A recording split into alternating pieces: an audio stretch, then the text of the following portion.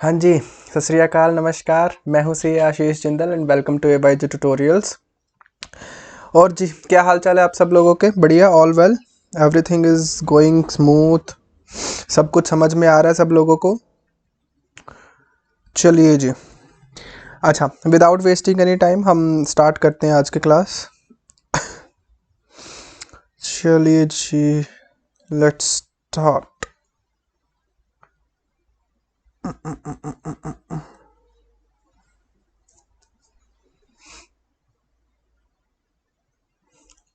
Okay, अच्छा, मुझे सारे स्टूडेंट्स ये बताएंगे, कल की क्लास को रिवाइज किया था सब लोगों ने। It was a very very important class जहाँ पे हमने अपना ऐसे नंबर 200 कंप्लीट किया था।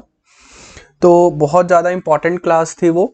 तो आई थिंक सब लोगों ने रिवाइज किया होगा। सारे बच्चे मेरी बात को बड़ी सीरियसली लेके चल रहे हैं। I am imagining that. Okay, so please please, मैंने आपको कल भी बोला था, मैं आज फिर आपको, क्लास अभी स्टार्ट नहीं हुई है हमारी, क्लास स्टार्ट होने से पहले मैं एक बार फिर आप सब लोगों को बताता हूँ। प्लीज़ आप उन टीचर्स के या फिर कोई भी पर्सन, मैं ये नहीं बोलता कि किसी कोई टीचर ही ऐसा बोलेगा, बहुत सारे स्टूडेंट्स भी होते हैं जिनके मन में ये मिसकंसेप्शंस बना होता है कि ठीक है अब क्लास में पढ़ लिया, ठीक है अब दैट्स इट, अब हम पेपर के टाइम पे पढ़ेंगे। नो, ये बहुत गलत बात है। जब आपने क्लास में किसी चीज़ को ये सिर्फ ऑडिट के रिलेटेड मैं बात नहीं कर रहा, ये बाकी सभी जगह कोई भी आप सब्जेक्ट पढ़ते हो तो हर जगह ये चीज़ अप्लाई होती है कि आपने अगर किसी चीज़ की कोचिंग ले रहे हो तो साथ के साथ उसको रिवाइज करना इज़ वेरी इंपॉर्टेंट। अगर आप साथ के साथ उसको रिवाइज नहीं करते हो तो वो चीज़ आपके जो दिमाग से निकलनी स्टार्ट हो जाती है। अभी के लिए तो आपको ऐसा लग रहा हो ना कि हाँ मुझे तो सारा कुछ याद है, मुझे कल की क्लासेस सारी याद है, अभी तक जितनी भी क्लासेस हुई सारी याद है। बट ये ऐसा नहीं चलेगा। ये कब तक चलेगा? ये कितनी देर तक हमारी मेमोरी किसी चीज़ को जो है वो जो अभी सिर्फ हमने सुनी है उसको हमने रिवाइज नहीं किया। तो ये हमारी मेमोरी, एक ह्यूमन ब्रेन जो होता है उसकी टेंडेंसी होती है कि कितनी फ्रिक्वेंसी तक उस चीज़ को हम याद रख सकते हैं। तो अगर आप उस चीज़ को रिवाइज कर लेते हो और कॉन्टिन्यूसली रिवाइज करते रहते हो, फिर आप उसको, उस चीज़ को कभी नहीं भूल सकते। मैं आपको बता देता हूँ, अभी भी जब मैंने अपनी IPCC कर रहा था, तो हम आपके यहाँ पे अभी इंटर बोलते हैं ना, तो हमारे तब IPCC बोलते थे। तो IPCC में मैंने जो कॉन्सेप्ट अभी भी मुझे याद हैं, जो कैश फ्लो स्टेटमेंट के हो गए या फिर किसी भी चीज़ के कॉन्सेप्ट्स मैंने बनाए थे, मुझे आज भी याद है वो।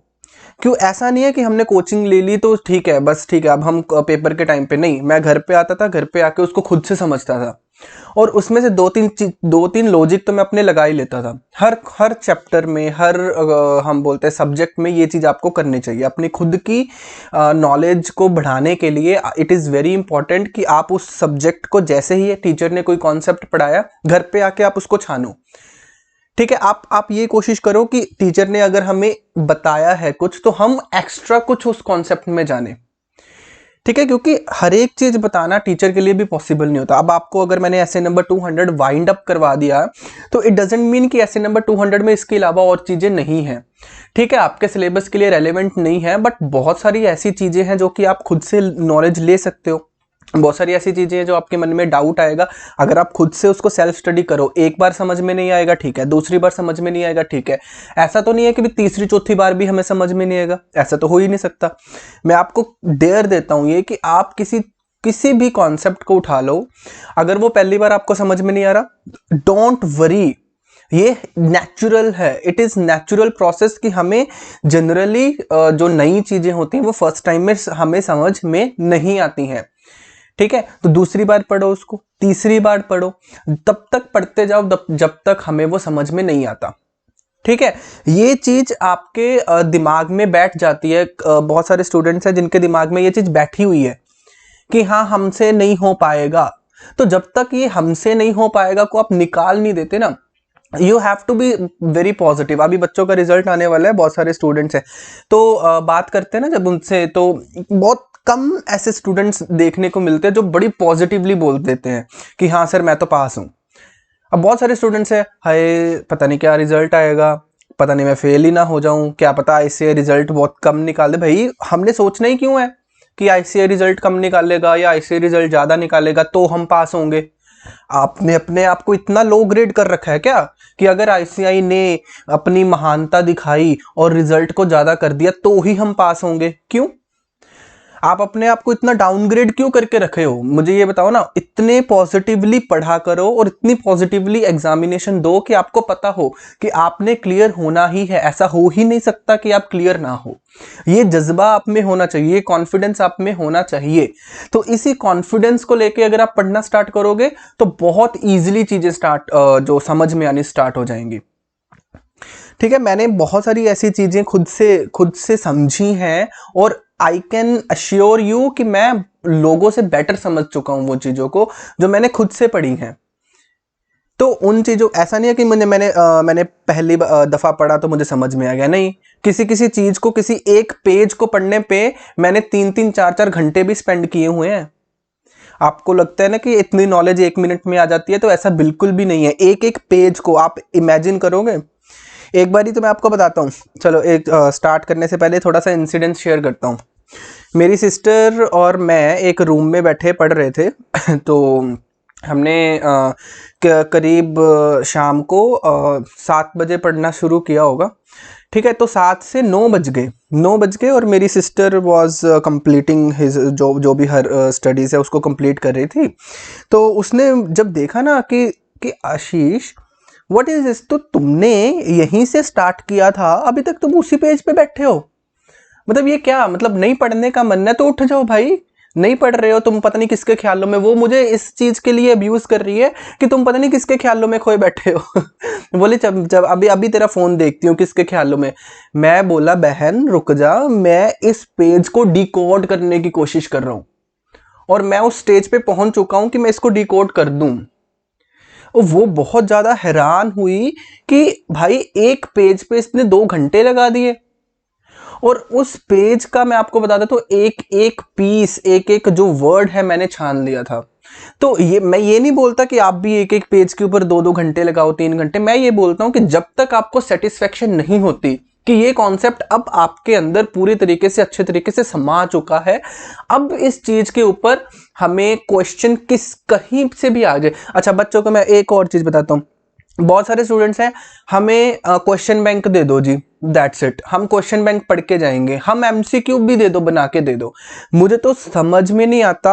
अब ये टीचर्स की गलतियां मैं दिखाता हूं आपको। जो टीचर्स हैं उन्होंने बच्चों को ऐसा बना दिया, भाई मार्केटिंग के तरीके कर रहे हैं ना, हम आपको एमसीक्यूज प्रोवाइड करेंगे, हम आपको थाउजेंड्स एमसीक्यूज की बुक प्रोवाइड करेंगे, हम आपको क्वेश्चन बैंक प्रोवाइड करेंगे जिसमें 700-800 क्वेश्चन होंगे। मुझे एक बात बताओ, अगर आपने इतनी ज्यादा स्पून फीडिंग चाहिए आपको, तो आपको पता है कितने खराब सीए बनोगे आप। मैंने अपने ये एमसीक्यूज वगैरह मैंने कभी जिंदगी में नहीं पढ़े होंगे। मैंने कभी कोई क्वेश्चन अच्छे से, हाँ क्वेश्चन आंसर जो ऑडिट के क्वेश्चंस या फिर आईसीआई के जो क्वेश्चंस है उसको हम पढ़ते हैं और उसको पढ़ना भी चाहिए। बट ये चीजें नहीं है ना कि हाँ भाई आपको सिर्फ यही चीजें पढ़नी है, आपको सिर्फ क्वेश्चंस पढ़ने हैं, आपको सिर्फ एमसीक्यूज भी अच्छा बच्चे मांगते हैं कि हमें तो एमसीक्यूज लिख के दो, बना के दो। मुझे ये बताओ, एमसीक्यूज हम दे देंगे मैं ये बोलता हूं कि आपको फायदा क्या उन चीजों का। आप एमसीक्यूज वही थोड़ी पेपर में आ जाएंगे। एमसीक्यूज क्वेश्चंस के तो चलो चांसेस होते हैं ना कि आईसीआई ने क्वेश्चंस बना के दिया तो वो सेम का सेम क्वेश्चन पेपर में आ जाते हैं। बहुत बार ऐसा होता है, बहुत बार क्या, आजकल तो जनरली हो ही ऐसा रहा है कि जो आईसीआई के क्वेश्चंस है वही पेपर में आ रहे हैं। बट मुझे ये बताओ कि एमसीक्यूज भी आप एक्सपेक्ट करते हो क्या जो हमें बना के दे दिया किसी ने वही पेपर में आ जाएगा? अरे वहां पे तो कहीं पे तो मेहनत करो ना खुद से कि हमें जो सीपीटी वगैरह, अच्छा अभी तो फाउंडेशन हो चुका है ना आप लोगों के, सीपीटी वगैरह होता था पहले, तो तब भी तो आप पढ़ते थे ना अगर किसी ने सीपीटी किया होगा तो। ऐसे तो फिर आपने कर लिया काम कि सर आपको हर चीज पक्की पकाई चाहिए। तो मैं सिर्फ ये बोल रहा हूं कि आप लोगों को रियल जो है ना वो सही गाइडेंस चाहिए। प्लीज ऐसे बंदों से दूर रहो जो ये चीजें बोलते थे, क्योंकि उनके फ्यूचर का सवाल नहीं है, वो अपना फ्यूचर बड़े अच्छे से बना चुके हैं। उनका तो मार्केटिंग करने का तरीका ये कि आप हमारी क्लासेस लो, आओ यहाँ पे पढ़ो, 2-3 घंटे पढ़ो, घर पे जाके पढ़ने की जरूरत नहीं है। आपको इतने 100-150 एमसीक्यू एक एक चैप्टर से हम बना के देंगे। भाई मेहनत किसने करी? 100-150 एमसीक्यू अगर कोई बंदा बना के आपको दे रहा है, आपका कोई यूज नहीं है उसका। हाँ, आपको प्रैक्टिसिंग करनी है अगर, ठीक है, कि हमें सारा कॉन्सेप्ट आ गया, हमें नॉलेज होगी, अब हमें सिर्फ टेस्ट करना है। Then that is beneficial. अब स्टूडेंट्स क्या बोलते हैं कि हमें तो सर पढ़ाई वहां से करनी है, हमें तो एमसीक्यूज पढ़ने हैं, हमें तो क्वेश्चन आंसर पढ़ने हैं, दैट्स इट। ये चीजें बिल्कुल बिल्कुल ठीक नहीं है। तो प्लीज ऐसे लोगों से दूरी बना के रखो जो आपको बोलते हैं कि हाँ आपको सेल्फ स्टडी करने की ज्यादा जरूरत नहीं है, आपको साथ साथ पढ़ने की जरूरत नहीं है, हमारी क्लासेस में पढ़ लो, दैट्स इट। प्लीज मैं 100% बोल देता हूं, पास वही स्टूडेंट होता है जो कि क्लासेस के साथ साथ घर पे भी पढ़ता है और उसके बाद रिवीजन भी अच्छे से करता है। ठीक है, सिर्फ वही बच्चा पास होता है, क्योंकि आईसीआई का सिलेबस इज बहुत लेंदी, क्वांटिटी बहुत ज्यादा है। तो जब तक हम क्वालिटी को लेके नहीं आएंगे तब तक हम उस क्वांटिटी के ऊपर सक्सेस नहीं हासिल कर सकते। चलिए, आज के लिए इनफ भाषण हो चुका, अभी हम अपनी स्टडी स्टार्ट करते हैं जी। देखो, कल की क्लास में ना मैं आपको एक कॉन्सेप्ट समझा रहा था, जो कि लास्ट में एक कॉन्सेप्ट था, तो कई बच्चों को समझ में नहीं आया होगा वो, मुझे ऐसा लगता है। तो पहले हम उसी कॉन्सेप्ट से स्टार्ट करते हैं। तो हम एक बात बता रहे थे कि सर एक जनरल पर्पस फाइनेंशियल स्टेटमेंट्स होती हैं। अच्छा, ये कहाँ पे मैं ये मीनिंग क्यों बता रहा हूँ, ये मीनिंग ना एक्चुअली बहुत सारे स्टूडेंट्स को डाउट आता है, इसलिए समझा रहा हूँ। ये आपको वैसे जो मीनिंग है ये एसे नंबर 700 में भी पढ़ने को दोबारा से मिल जाएगा, बट ये मीनिंग क्या होता है। देखो, जो हम जनरल फाइनेंशियल स्टेटमेंट्स बनती है ना, अगर मैं सिंपल भाषा में बताऊं, जनरल पर्पस फाइनेंशियल स्टेटमेंट्स क्या होती हैं, जो कि सिंपल बनती हैं हर कंपनी में, हर पार्टनरशिप फर्म में, किसी भी एंटिटी में अगर आप लगा लो, जो फाइनेंशियल स्टेटमेंट्स ईयर एंड पे बनती है वो जनरल पर्पस फाइनेंशियल स्टेटमेंट्स होती हैं। ठीक है, अब आपके दिमाग में ये आना चाहिए ना कि सर ये जनरल पर्पस क्यों बोलते हैं, इसको जनरल पर्पस क्यों बोलते हैं। मैंने बोला कि सर आप फाइनेंशियल स्टेटमेंट्स का ऑडिट करके आओ, ठीक है, और मैंने साथ में एक वर्ड बोल दिया कि जनरल पर्पस। अगर मैं सीधा सीधा फाइनेंशियल स्टेटमेंट बोल दूं और जनरल पर्पस फाइनेंशियल स्टेटमेंट बोल दूं तो भी ये सेम है। देखो, ये अज्यूम किया जाता है कि जब भी हम फाइनेंशियल स्टेटमेंट बोलते हैं तो ये जनरल फाइनेंशियल स्टेटमेंट ही होंगी। अगर मैं बोलूं कि ये स्पेसिफिक पर्पस फाइनेंशियल स्टेटमेंट है, तब आप उसको कंसीडर करेंगे कि हाँ जी भाई ये कोई पर्टिकुलर यूजर है जो कि स्पेसिफिक यूजर है, ये उसकी रिक्वायरमेंट को देख के फाइनेंशियल स्टेटमेंट्स बनाई गई हैं। ठीक है, अदरवाइज अगर हम सिंपल फाइनेंशियल स्टेटमेंट्स वर्ड बोलते हैं तो वो फाइनेंशियल स्टेटमेंट को जनरल पर्पस फाइनेंशियल स्टेटमेंट ही कंसीडर कर लिया जाता है। ठीक है जी, चलो, आपको पता है कि सर हर एक एंटिटी अपना फाइनेंशियल स्टेटमेंट्स बनाता है। ठीक है, ये फाइनेंशियल स्टेटमेंट कौन सी होती हैं, जनरली ये कौन सी होती है, जनरल पर्पस फाइनेंशियल स्टेटमेंट्स, क्योंकि ये तो हर एक कंपनी को, हर एक एंटिटी को बनानी ही है। ठीक है, अगर उसने ऑडिट करवाना है तो उसको ये वाली जनरल पर्पस फाइनेंशियल स्टेटमेंट्स तो बनानी ही होंगी। अच्छा, अब हमारा क्वेश्चन क्या है कि जनरल पर्पस क्यों बोलते हैं उसको। तो मैंने आपको बताया था कि सर जो यूजर्स होते हैं फाइनेंशियल स्टेटमेंट्स के, वो उनका जो नंबर होता है वो बहुत ज्यादा होता है। जैसे कि अगर मैंने आपको एक एग्जांपल दिया था किसी कंपनी का, तो उस कंपनी में सपोजिंगली 1 लाख शेयर होल्डर्स हैं, तो ये 1 लाख शेयर होल्डर्स हैं, तो इनके हर एक शेयर होल्डर की कुछ ना कुछ फाइनेंशियल इंफॉर्मेशन नीड्स होंगी ना। ठीक है, हाँ जी सर होंगी। तो इसमें से कोई शेयर होल्डर होगा बहुत ज्यादा एजुकेटेड, कोई शेयर होल्डर होगा कम एजुकेटेड, तो ऐसे करके बहुत ज्यादा हमारे पास फाइनेंशियल इंफॉर्मेशन नीड्स होती हैं हर एक यूजर की। तो हमारे अकाउंटिंग स्टैंडर्ड्स ने, जो हम बोलते हैं अकाउंटिंग स्टैंडर्ड छोड़ो, हम फाइनेंशियल रिपोर्टिंग फ्रेमवर्क वर्ड को यूज करते हैं। हमारे जो फाइनेंशियल रिपोर्टिंग फ्रेमवर्क्स हैं, इन्होंने जो कॉमन नीड्स हैं उनको देखा और उनको इन्होंने क्या कर दिया, नोटिफाई कर दिया कि अब सारी जो एंटिटीज हैं वो इस हिसाब से अपने फाइनेंशियल स्टेटमेंट्स बनाएंगी। अब आप देखो, अगर मैं आपको एग्जांपल दे दूं, सपोजिंगली आपको पता होगा जब आप AS2 पढ़ते हो ना, AS2 में ये लिखा हुआ है कि आप चलो AS2 को छोड़ो, हम अगर AS10 की बात करते हैं, AS10 में ये लिखा हुआ, ये सबको पता होगा कि अगर आपने डेप्रिसिएशन का जो मेथड है सपोजिंगली SLM लगाया या WDV लगाया, तो ये आपको बताना पड़ेगा, आपको इसका एक डिस्क्लोजर देना पड़ेगा कि आपने कौन सा मेथड ऑफ डेप्रिसिएशन चूज किया है।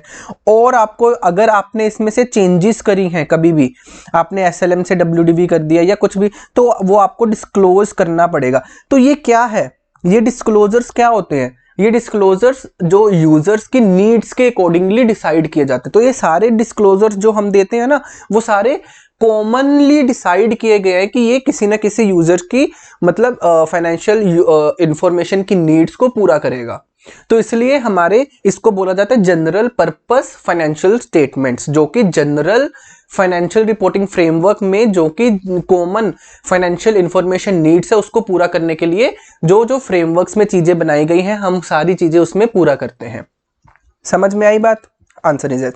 तो सर स्पेसिफिक क्या होती है? स्पेसिफिक यूजर फाइनेंशियल स्टेटमेंट्स जो होती है ना, ये कोई मैंडेटरी नहीं है कि आपको हर एक एंटिटी को बनानी है, ये कोई मैंडेटरी नहीं होती है, ठीक है। ये हर एक एंटिटी अपने जो हम बोलते हैं रिक्वायरमेंट के अकॉर्डिंगली बनाता है। जैसे मैंने आपको एक एग्जांपल दिया था कि सर बैंक में से हमने लोन लेना है और बैंक को जनरल पर्पस फाइनेंशियल स्टेटमेंट्स तो चलो दे दी हमने, वो तो क्योंकि हम बनाते ही हैं वो तो हमने दे दिया।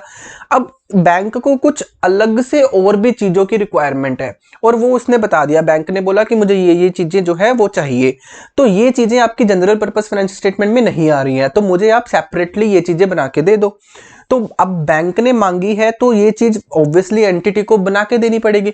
अब जब वो एंटिटी उस पर्टिकुलर फाइनेंशियल स्टेटमेंट जो कि स्पेसिफिक है उसको बनाएगा, तो उसको अगर हम ऑडिट करवाएंगे तो हम बोलेंगे कि ऑडिटर किस चीज का ऑडिट कर रहा है? स्पेसिफिक फाइनेंशियल स्टेटमेंट्स का, ठीक है।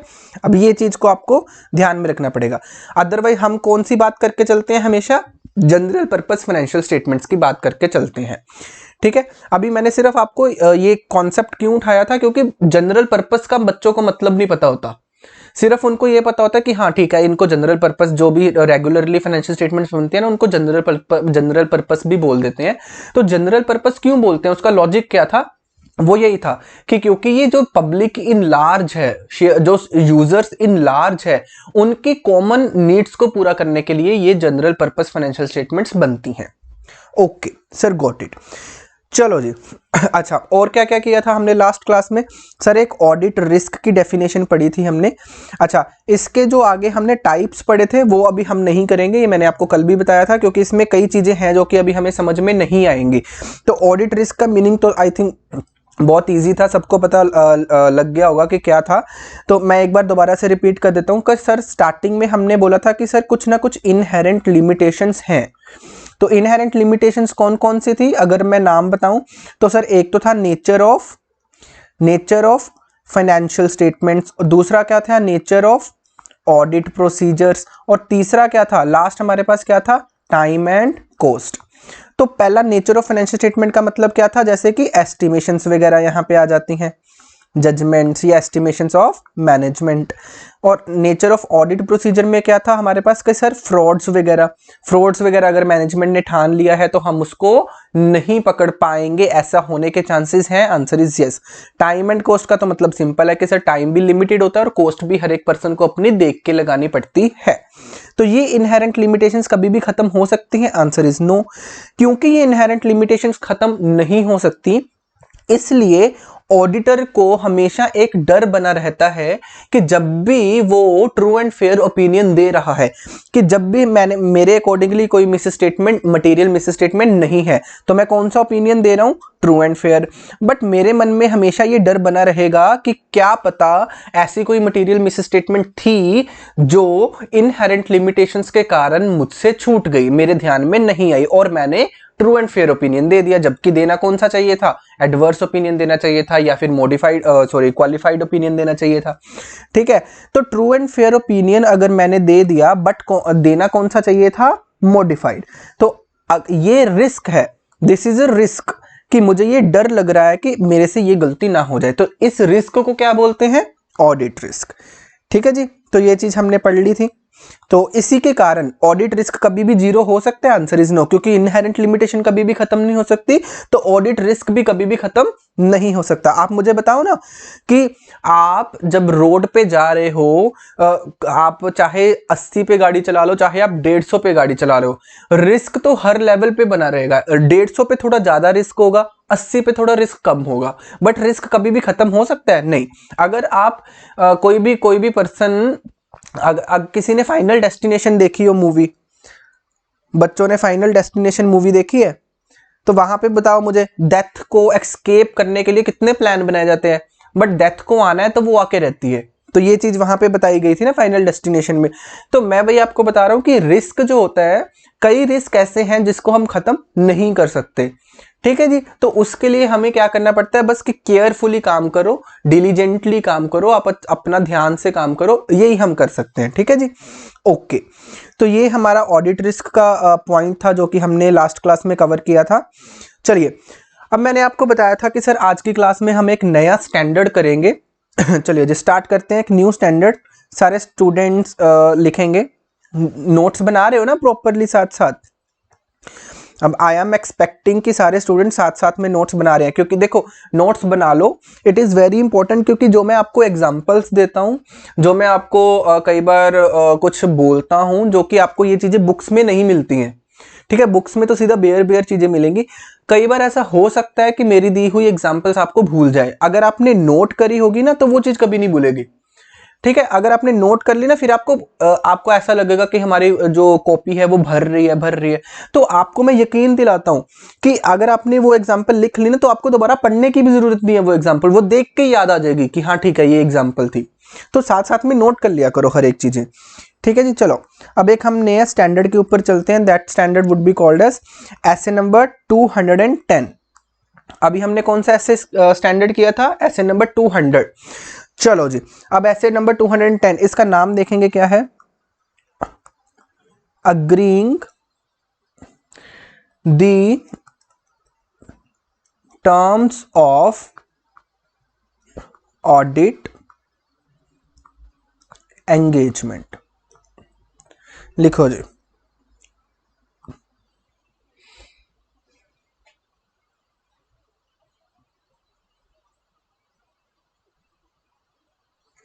चलिए जी, क्या नाम है, agreeing the terms of audit engagement. अच्छा मुझे ये बताओ आप सब लोगों को एक चीज पता होगी, पहले ये स्टैंडर्ड स्टार्ट करने से पहले कुछ चीज आपको बता दी जाए। सभी बच्चों ने कॉन्ट्रैक्ट एक्ट तो पढ़ा होगा ना। अगर कोई बच्चा डायरेक्ट एंट्री का है तो उसने बीकॉम वगैरह में पढ़ लिया होगा।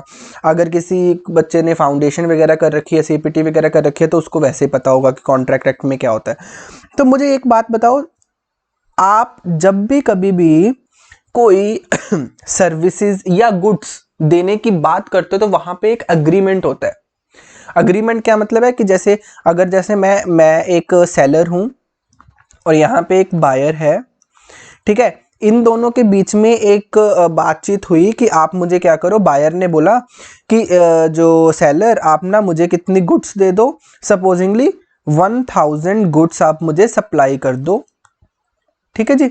ओके, तो मैं आपको इनके बीच में एक प्राइस भी डिसाइड हो गया। तो चलो मैं आपको जो ये 1000 गुड्स है उसके 10 लाख रुपए दूंगा। ओके, तो इनमें इन लोगों में ये क्या होगी, एक बातचीत होगी। तो इन्होंने क्या कर लिया, एक एग्रीमेंट कर लिया।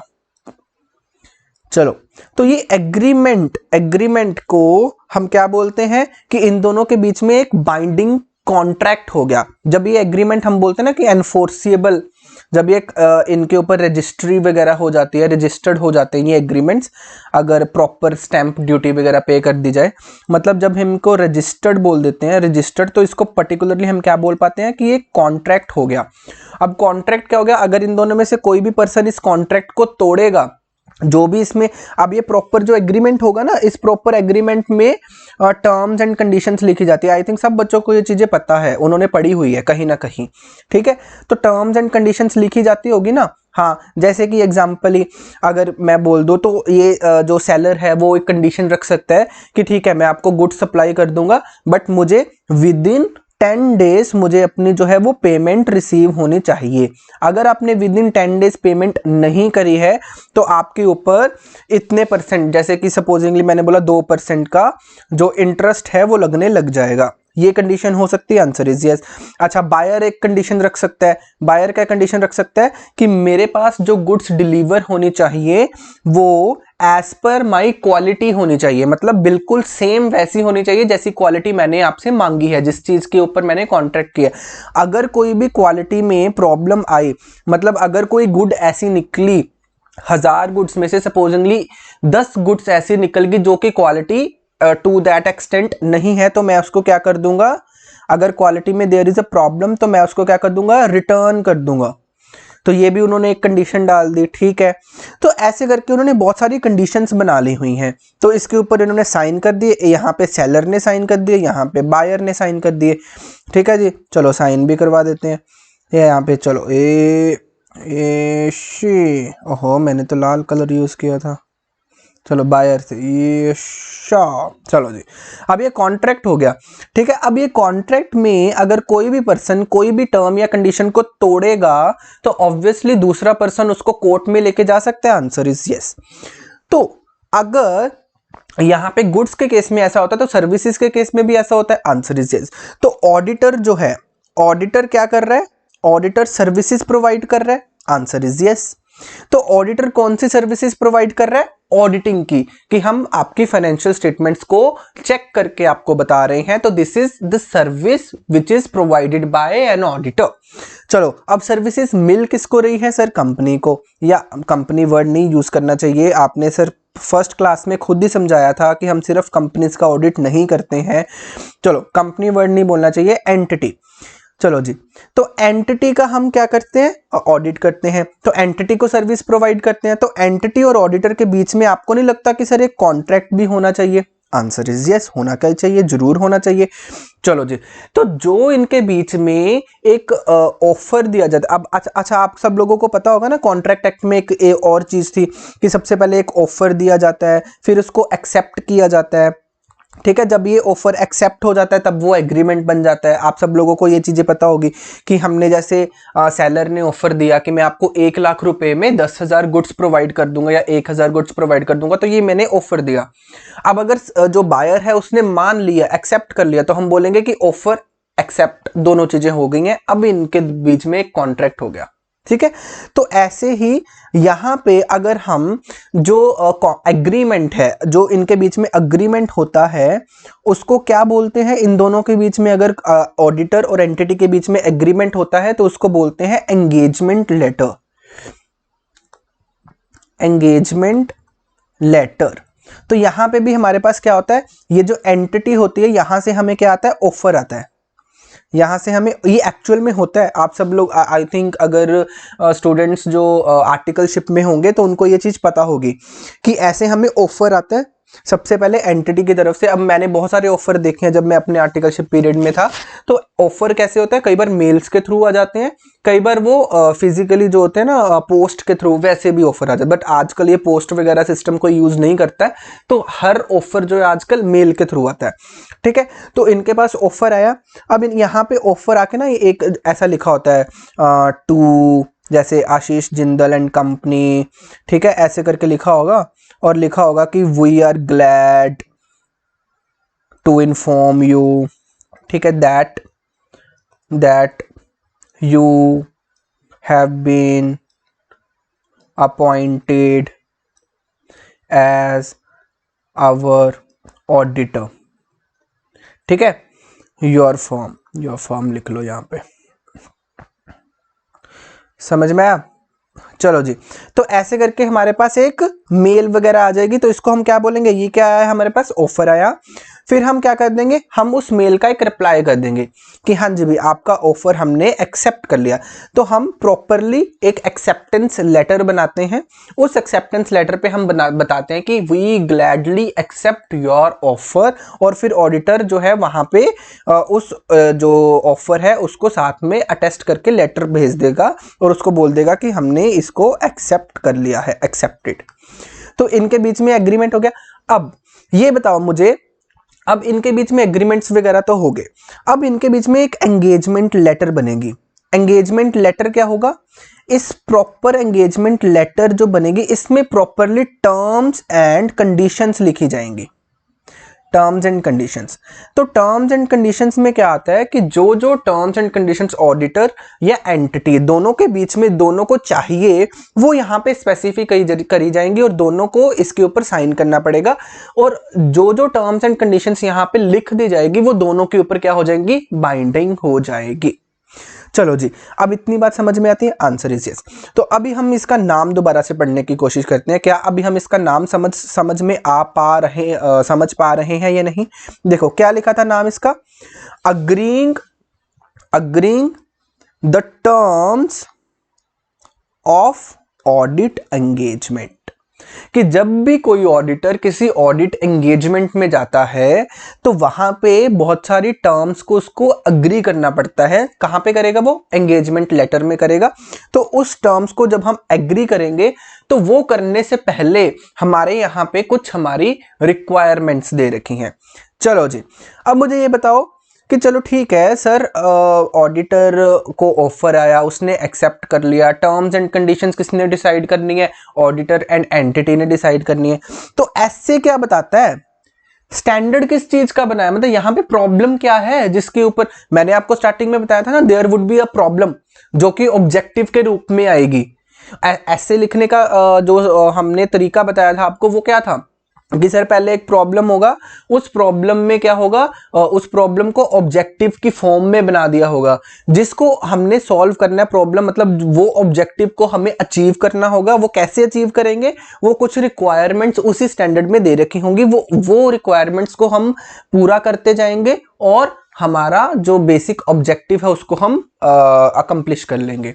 तो ये फॉर्मेट आप लोगों को बताया गया था। Answer is yes. अब मुझे ये बताओ कि सर ऑफर दे दिया, एक्सेप्ट हो गया, ठीक है, अब टर्म्स एंड कंडीशंस में आपका कोई रोल है नहीं, तो स्टैंडर्ड किस चीज के बारे में बताया? तो मतलब आपको बड़ी ज्यादा क्यूरियोसिटी नहीं हो रही कि यहाँ पे प्रॉब्लम है क्या? तो अब इसका ऑब्जेक्टिव देखते हैं, जरा ऑब्जेक्टिव देखने की कोशिश करते हैं। चलिए, अब मेरे साथ आप अपना जो स्टैंडर्ड ऐसे नंबर 210 है वो निकालेंगे। सारे स्टूडेंट्स प्रोनाउंसमेंट में से निकालो, ऑडिट प्रोनाउंसमेंट खोल लो अपनी और वहां से ऐसे नंबर 210 निकाल लो। अच्छा, अगर किसी पर्सन के पास ऑडिट प्रोनाउंसमेंट की जो हार्ड कॉपी नहीं मिली है ना अभी, अगर मान लो कि कई स्टूडेंट्स ने बुक्स वगैरह नहीं मंगवाई हैं अपनी, तो वो इसको डाउनलोड कर ले ना, अपने मोबाइल में डाउनलोड कर ले। आईसीआई की साइट से आपको डाउनलोड करनी तो आती होगी ना, नहीं तो मैं आपको बता देता हूँ। अगर आप गूगल पे आईसीआई सर्च करेंगे, आईसीआई सर्च करो, वहां पे जाके आपको स्टूडेंट पोर्टल, चलो मैं आपको दिखाई देता हूँ। वैसे कई स्टूडेंट को वैसे तो ये चीज़ आनी चाहिए, हर एक स्टूडेंट को, अगर नहीं आती है तो मैं बता देता हूँ। जैसे आप गूगल पे जाओगे, वहां पे आपको आईसीआई लिखना है।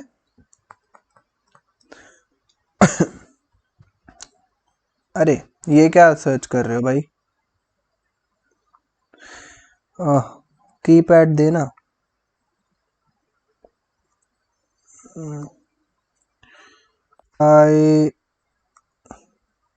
ICA। तो जैसे आपने ICI सर्च किया तो यहाँ पे आपके पास जो BOS नॉलेज पोर्टल है, यहाँ पे आप जाएंगे। BOS नॉलेज पोर्टल में अगर आप जाएंगे तो नीचे आपको यहाँ पे दिख जाएगा इंटरमीडिएट कोर्स। तो इंटरमीडिएट कोर्स या फाइनल कोर्स, इंटरमीडिएट कोर्स में अगर आप जाएंगे तो आपको यहाँ पे ऑडिटिंग एंड एश्योरेंस अपना सब्जेक्ट जो है उसको चूज करना है। ऑडिटिंग एंड एश्योरेंस में जाएंगे तो यहाँ पे आपको अपना पूरा का पूरा सिलेबस देखने को मिल जाएगा। तो ये स्टडी मटेरियल जो लिखा है इसको आप क्लिक करेंगे। स्टडी मटेरियल में अगर आप जाएंगे तो यहाँ पे एप्लीकेबल फॉर जो भी आपका एग्जाम होगा, यहाँ पे अभी लेटेस्ट जो आ रहा है वो May 21 आ रहा है। तो May 21, इसमें ज़्यादा चेंजेस नहीं होती हैं ऑडिट में। तो यहाँ पे जाके आपको अपना नीचे जाएंगे तो ऑडिट प्रोनाउंसमेंट दिख जाएंगी। तो ये ऑडिट प्रोनाउंसमेंट्स में आपका जो भी 200 से 299, 300 से 399 ऐसे करके इन्होंने डिवाइड कर रखे स्टैंडर्ड्स को। तो अभी हमें सिर्फ ऐसे 200 से 299 वाली सीरीज चाहिए, तो इसको आप डाउनलोड कर सकते हैं यहाँ से, ठीक है। चलो ओके सर, समझ में आ गया। हमारा वन नोट कहाँ गया? ये रहा। चलिए जी, अब आप मुझे ये बताओ, अगर किसी स्टूडेंट के पास नहीं है तो प्लीज़, जैसे मैंने अभी आपको बताया है, आईसीआई की साइट से जाके खोल लें उसको, ऐसे नंबर 210 को। चलो अब ये ऐसे नंबर 210 देखिए जरा, इसका नाम क्या दे रखा है? Agreeing the terms of audit engagements. Okay, चलो अब इसका ऑब्जेक्टिव देखना है हमें सर। ऑब्जेक्टिव देखेंगे, what is the objective of ऐसे नंबर 210? क्या लिखा है यहाँ पे? बहुत ध्यान से समझने की जरूरत है। अब आपको यहाँ से पता चलेगा कि what was the basic problem जिसके रिगार्डिंग ये स्टैंडर्ड बनाया गया था। The objective of the auditor is to accept. अच्छा, ध्यान से बड़े आराम से पढ़ेंगे, कोई हमें जल्दी नहीं है। हमें आज की क्लास में अगर इसका ऑब्जेक्टिव और जो इसके ऑब्जेक्टिव में लिखा गया है वो चीज़ें विद एक दो रिक्वायरमेंट्स, अगर हमें ये चीज़ें समझ में आ जाती है ना, तो मैं बोलूँगा कि आज की क्लासेस वेरी वेरी बहुत ज़्यादा हमने सफल कर लिया, कुछ अचीव कर लिया, मैं ये बोल दूंगा। The objective of the auditor is to accept, यहाँ पे एक सर्कल लगा लो, एक्सेप्ट, ओके, और देखो क्या लिखा है, और कंटिन्यू, ठीक है। तो इसका मतलब दो चीजें हमें बताई गई हैं कि आपका ऑब्जेक्टिव क्या है, एक्सेप्ट करना और कंटिन्यू करना किसी भी ऑडिट एंगेजमेंट को, तभी ओनली का मतलब आप तभी एक्सेप्ट कर सकते। अच्छा, अब आपको समझ में आ रहा है कि ये ऑब्जेक्टिव क्यों बनाया गया। इसका मतलब आपको ऑडिट एंगेजमेंट एक्सेप्ट करने से पहले कुछ ना कुछ काम करना होगा, इसीलिए आईसीआई ने एसए नंबर 210 निकाल दिया। देखो क्या बोल रहे हैं, the objective of the auditor is to accept और continue an audit engagement only when the basis upon which it is to be performed has been agreed. अच्छा ठीक है, तो मतलब अभी तक तो यही समझ में आ रहा है। अच्छा, पहले तो एक्सेप्ट और कंटिन्यू मैं आपको थोड़ा सा बता दूं क्या बोलना चाहते हैं। हमारे ये जो आईसीआई है ये क्या कह रही है कि आपका जो भी ऑडिट एंगेजमेंट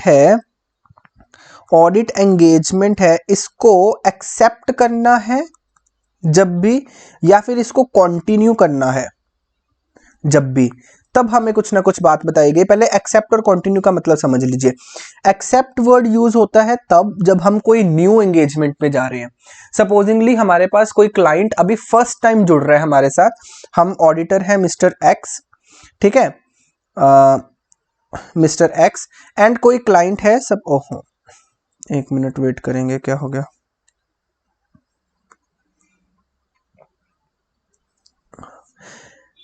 यहाँ पे थोड़ी सिंकिंग प्रॉब्लम आती रहती है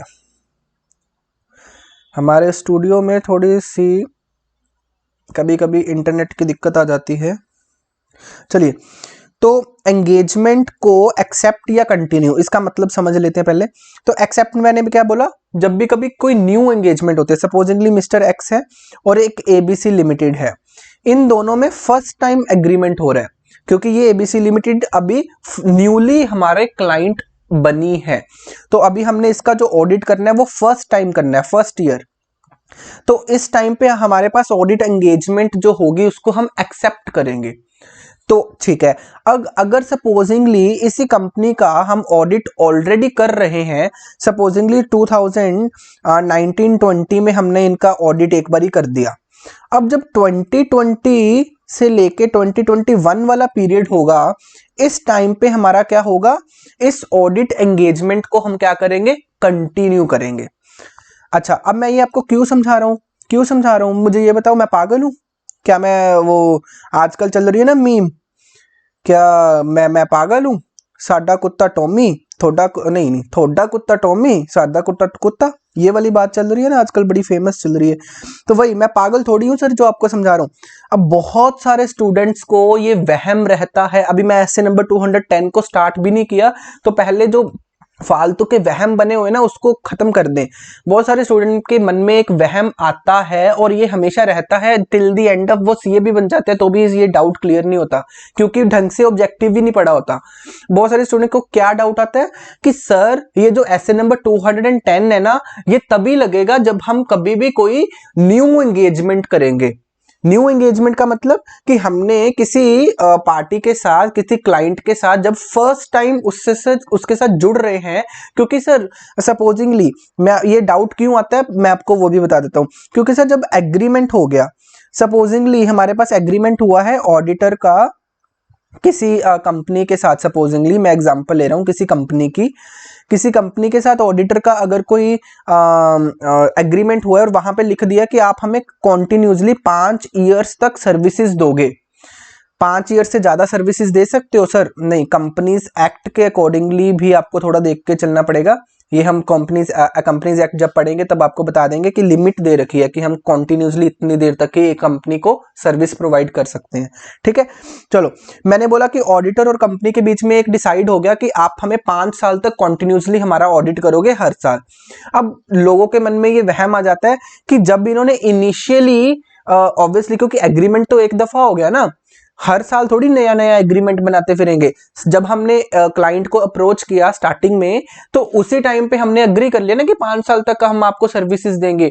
तो बच्चों के मन में ये वहम चलता रहता है कि सर उसी टाइम पे एसए नंबर 210 एप्लीकेबल होगा। तो ऐसा है, ऐसा नहीं है।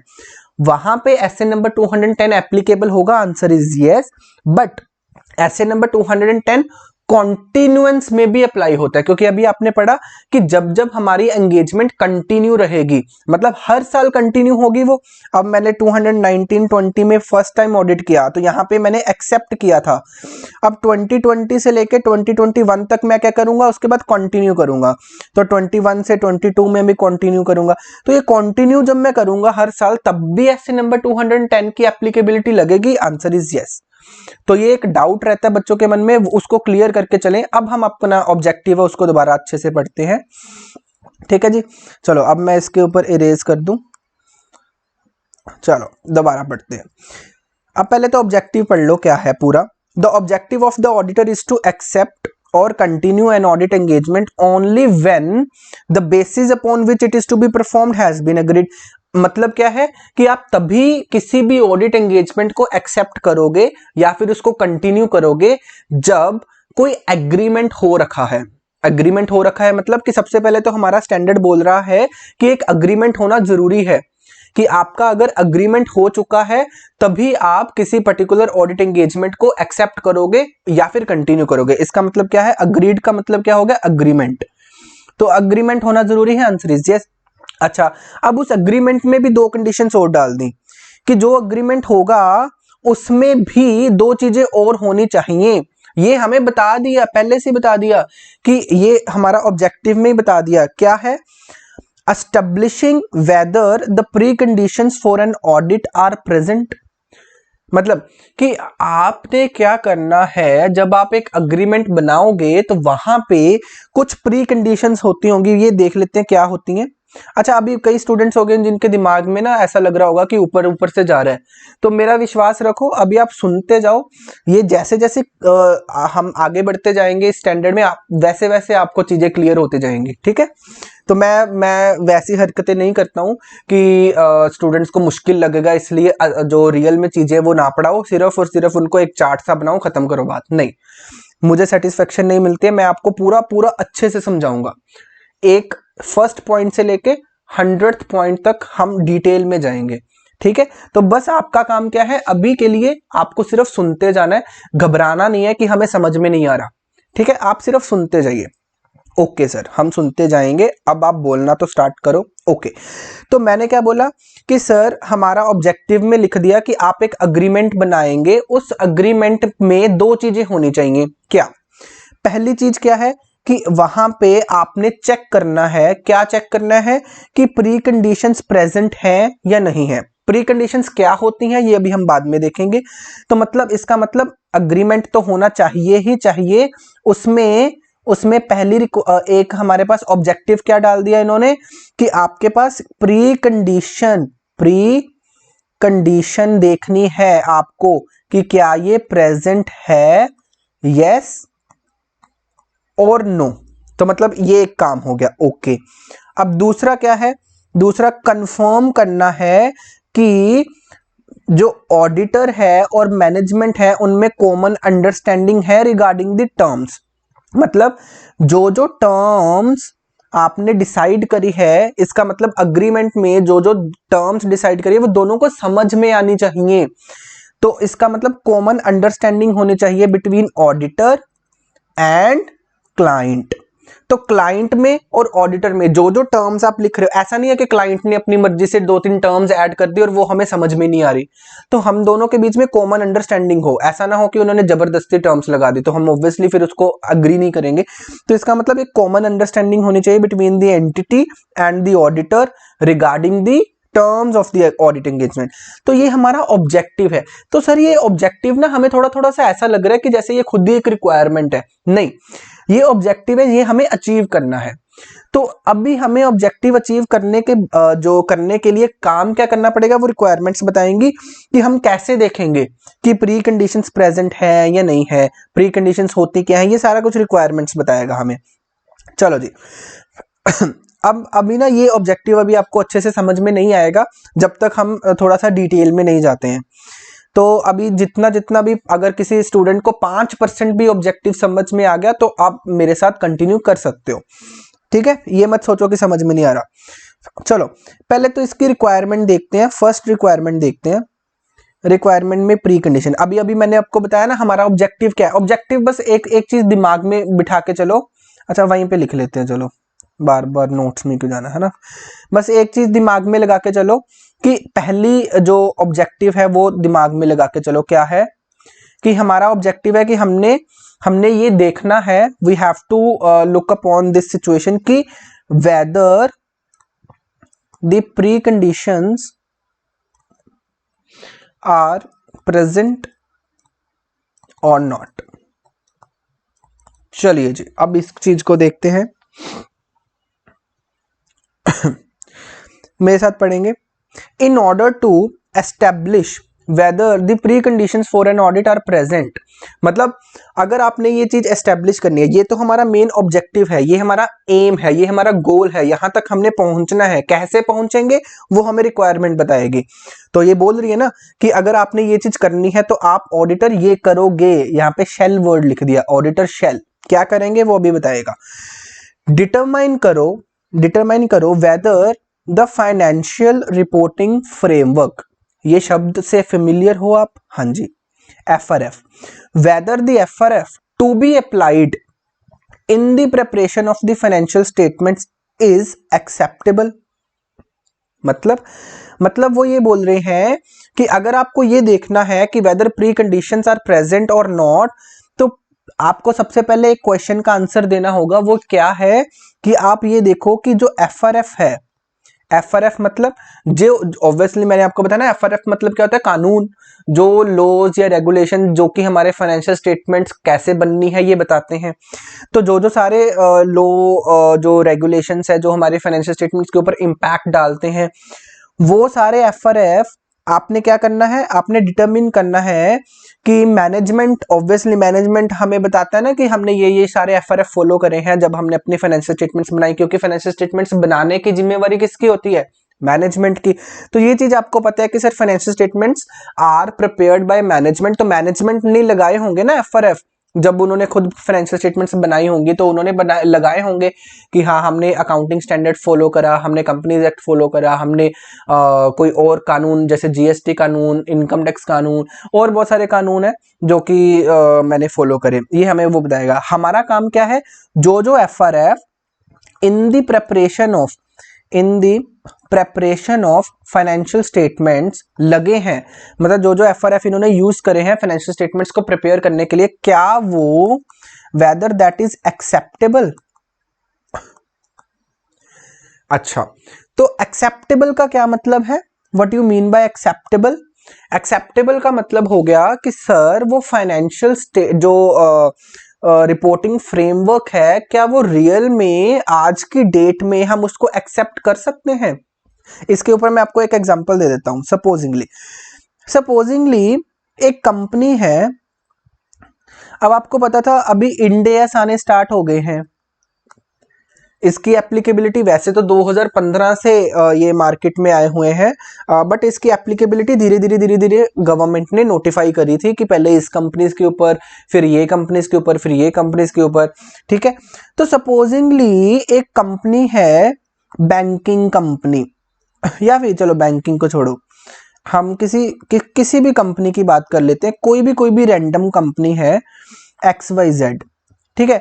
अब इस कंपनी के ऊपर अकॉर्डिंग टू नोटिफिकेशन, जो कि गवर्नमेंट की नोटिफिकेशंस है, जो गवर्नमेंट MCA जो होता है ना वो नोटिफाई करता रहता है, तो गवर्नमेंट की नोटिफिकेशन के अकॉर्डिंगली 2019-20 में XYZ लिमिटेड ने जो अपने फाइनेंशियल स्टेटमेंट्स बनानी है वो इंड एएस के थ्रू बनानी थी, ये रिक्वायरमेंट हमारे पास लगी हुई है। बट ये कंपनी ने फाइनेंशियल स्टेटमेंट कौन से जो रिपोर्टिंग फ्रेमवर्क्स है उससे बना ली, दैट इज एएस। मतलब कंपनी ने किसको फॉलो कर लिया, एएस को, जबकि किसको फॉलो करना चाहिए था, इंड एएस को। अब मुझे ये बताओ क्या ये, अब मुझे ये बताओ फाइनेंशियल स्टेटमेंट प्रिपेयर किस फाइनेंशियल रिपोर्टिंग फ्रेमवर्क को फॉलो करते हुए हुई है, दैट इज एएस। बट क्या ये एक्सेप्टेबल है, मुझे ये बताओ ना। सबसे पहले तो मैं ये क्वेश्चन का आंसर दे दूं, मैंने अभी ऑडिट को एक्सेप्ट ही नहीं किया। हमारा ऑब्जेक्टिव क्या बोल रहा था कि एक्सेप्ट करने से पहले ये चीज का आप आंसर दे दो कि वेदर प्री कंडीशन प्रेजेंट है। प्री कंडीशन में अगर हमने देखा कि अगर हमने प्री कंडीशन का आंसर देना है कि प्रेजेंट है या नहीं है, तो हमारी रिक्वायरमेंट ने हमसे एक और क्वेश्चन पूछ लिया। वो क्या था कि आप पहले ये बताओ कि फाइनेंशियल रिपोर्टिंग फ्रेमवर्क जो एंटिटी ने अपनी फाइनेंशियल स्टेटमेंट्स बनाने के लिए यूज किए हैं, क्या वो एक्सेप्टेबल भी हैं। अब मैंने बोला कि सर ये एक्सेप्टेबल नहीं है, तो इसका मतलब मैं क्या बोल दूंगा, whether pre condition is present, answer is no.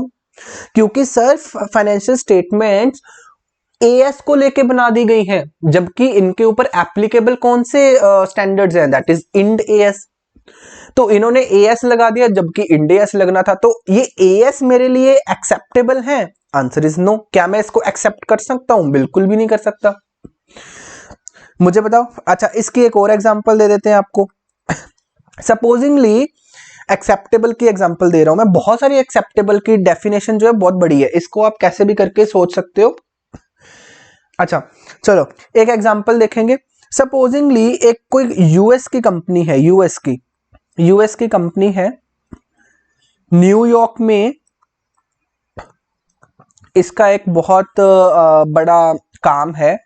तो ये एक सपोजिंगली मैन्युफैक्चरिंग कंपनी है। तो इन्होंने क्या किया, इन्होंने इंडिया में एक अपनी सब्सिडरी खोली, इंडिया में इन्होंने अपनी एक कंपनी खोल दी सब्सिडरी के रूप में, इंडिया में ये बिजनेस करना चाहते हैं। अब ये जो इंडिया में पर्सन्स बैठे हैं ये है तो कंपनी, इन्होंने इंडिया में क्या किया, कंपनी बनाई। अब ये कंपनी इंडिया में फॉर्म हुई है, तो ऑब्वियसली ये कंपनी के ऊपर इंडिया का कानून तो लग गया ना। अगर आप इंडिया में कोई भी person as a company form होता है तो वो ऑब्वियसली कंपनीज एक्ट 2013 के, आपको चलो मैं बता देता हूं, कंपनीज एक्ट 2013 में कंपनी की डेफिनेशन क्या है, अगर आपको पता होगा कंपनी की एक डेफिनेशन दी गई है, तो वहां पे क्या दी गई है डेफिनेशन, तो वहां पे डेफिनेशन दी गई है company means any company which is formed under this act, that is companies act 2013। वाह भी वाह। तो इसका मतलब जो सारी कंपनीज 2013 के अंदर रजिस्टर्ड हुई हैं उसको हम क्या बोलेंगे कि वो कंपनी के ऊपर 2013 की सारी रिक्वायरमेंट्स लग जाएंगी जो जो कानून में दे रखी हैं, आंसर इज है। तो अब मुझे ये बताओ इसके ऊपर जो जो इंडियन कंपनी जैसे जैसे फाइनेंशियल स्टेटमेंट्स बनाएंगी वैसे इसको भी बनानी पड़ेगी ना, आंसर इज यस, बिल्कुल सही बात है। अब बट इस कंपनी ने क्या किया, क्योंकि ये यूएस की कंपनी थी, इन्होंने क्या किया, अपने जो फाइनेंशियल स्टेटमेंट्स बनाए ना, इन्होंने इंडिया में से किसी जो हम बोलते हैं ना एक्सपर्ट सीएस की एडवाइस ली नहीं, ठीक है। इन्होंने क्या किया, बाहर वाले जो पर्सन है ना उन्हीं से अपनी फाइनेंशियल स्टेटमेंट्स बना दी। अब जो बाहर पर्सन बैठे हैं उनको इंडिया का कानून तो आता नहीं है, उन्होंने बाहर के कानून के अकॉर्डिंगली जो यूएस में अकाउंटिंग स्टैंडर्ड्स चलते हैं ना, जिसको यूएस गैप बोला जाता है, तो यूएस गैप के अकॉर्डिंगली इन्होंने अपनी फाइनेंशियल स्टेटमेंट्स बना दी। और अब हमारे पास आ गए कि आप हमारी इन फाइनेंशियल स्टेटमेंट्स का ऑडिट कर दो। बताओ जी, क्या ये यूएस गैप मेरे लिए एक्सेप्टेबल है, क्या मैं इसको एक्सेप्ट कर सकता हूं, आंसर इज नो। भाई ये यूएस में चलते हैं, हमारे यहाँ पे तो इंडियन अकाउंटिंग स्टैंडर्ड चलते हैं ना, चाहे वो दोनों सिमिलर हैं, चाहे हमने आप ही से चोरी करे हैं, हमारे इंडिया ने चाहे थोड़ा सा सामान यूके से ले लिया, थोड़ा सा यूएस का ले लिया, बट हमारा नाम तो इंडियन अकाउंटिंग स्टैंडर्ड है ना, आपको तो उसके अकॉर्डिंगली फाइनेंशियल स्टेटमेंट्स बनानी चाहिए थी, है ना। तो आपने किसके अकॉर्डिंगली फाइनेंशियल स्टेटमेंट बना दी, यूएस गैप के अकॉर्डिंगली, तो मेरे लिए क्या ये एक्सेप्टेबल है, आंसर इज नो। चलो जी, अभी हम वापस आ जाते हैं हमारे स्टैंडर्ड के ऊपर। ओके,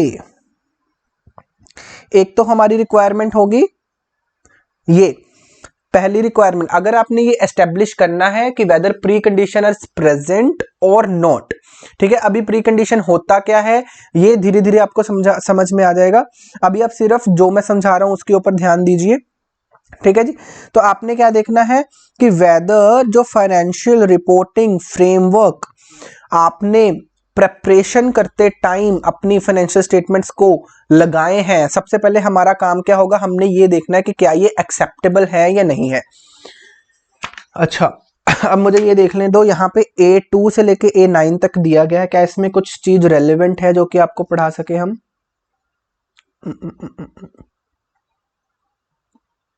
हाँ, तो इसमें एक A3 है, A3 A4 is very important, हम उसको देख लेते हैं।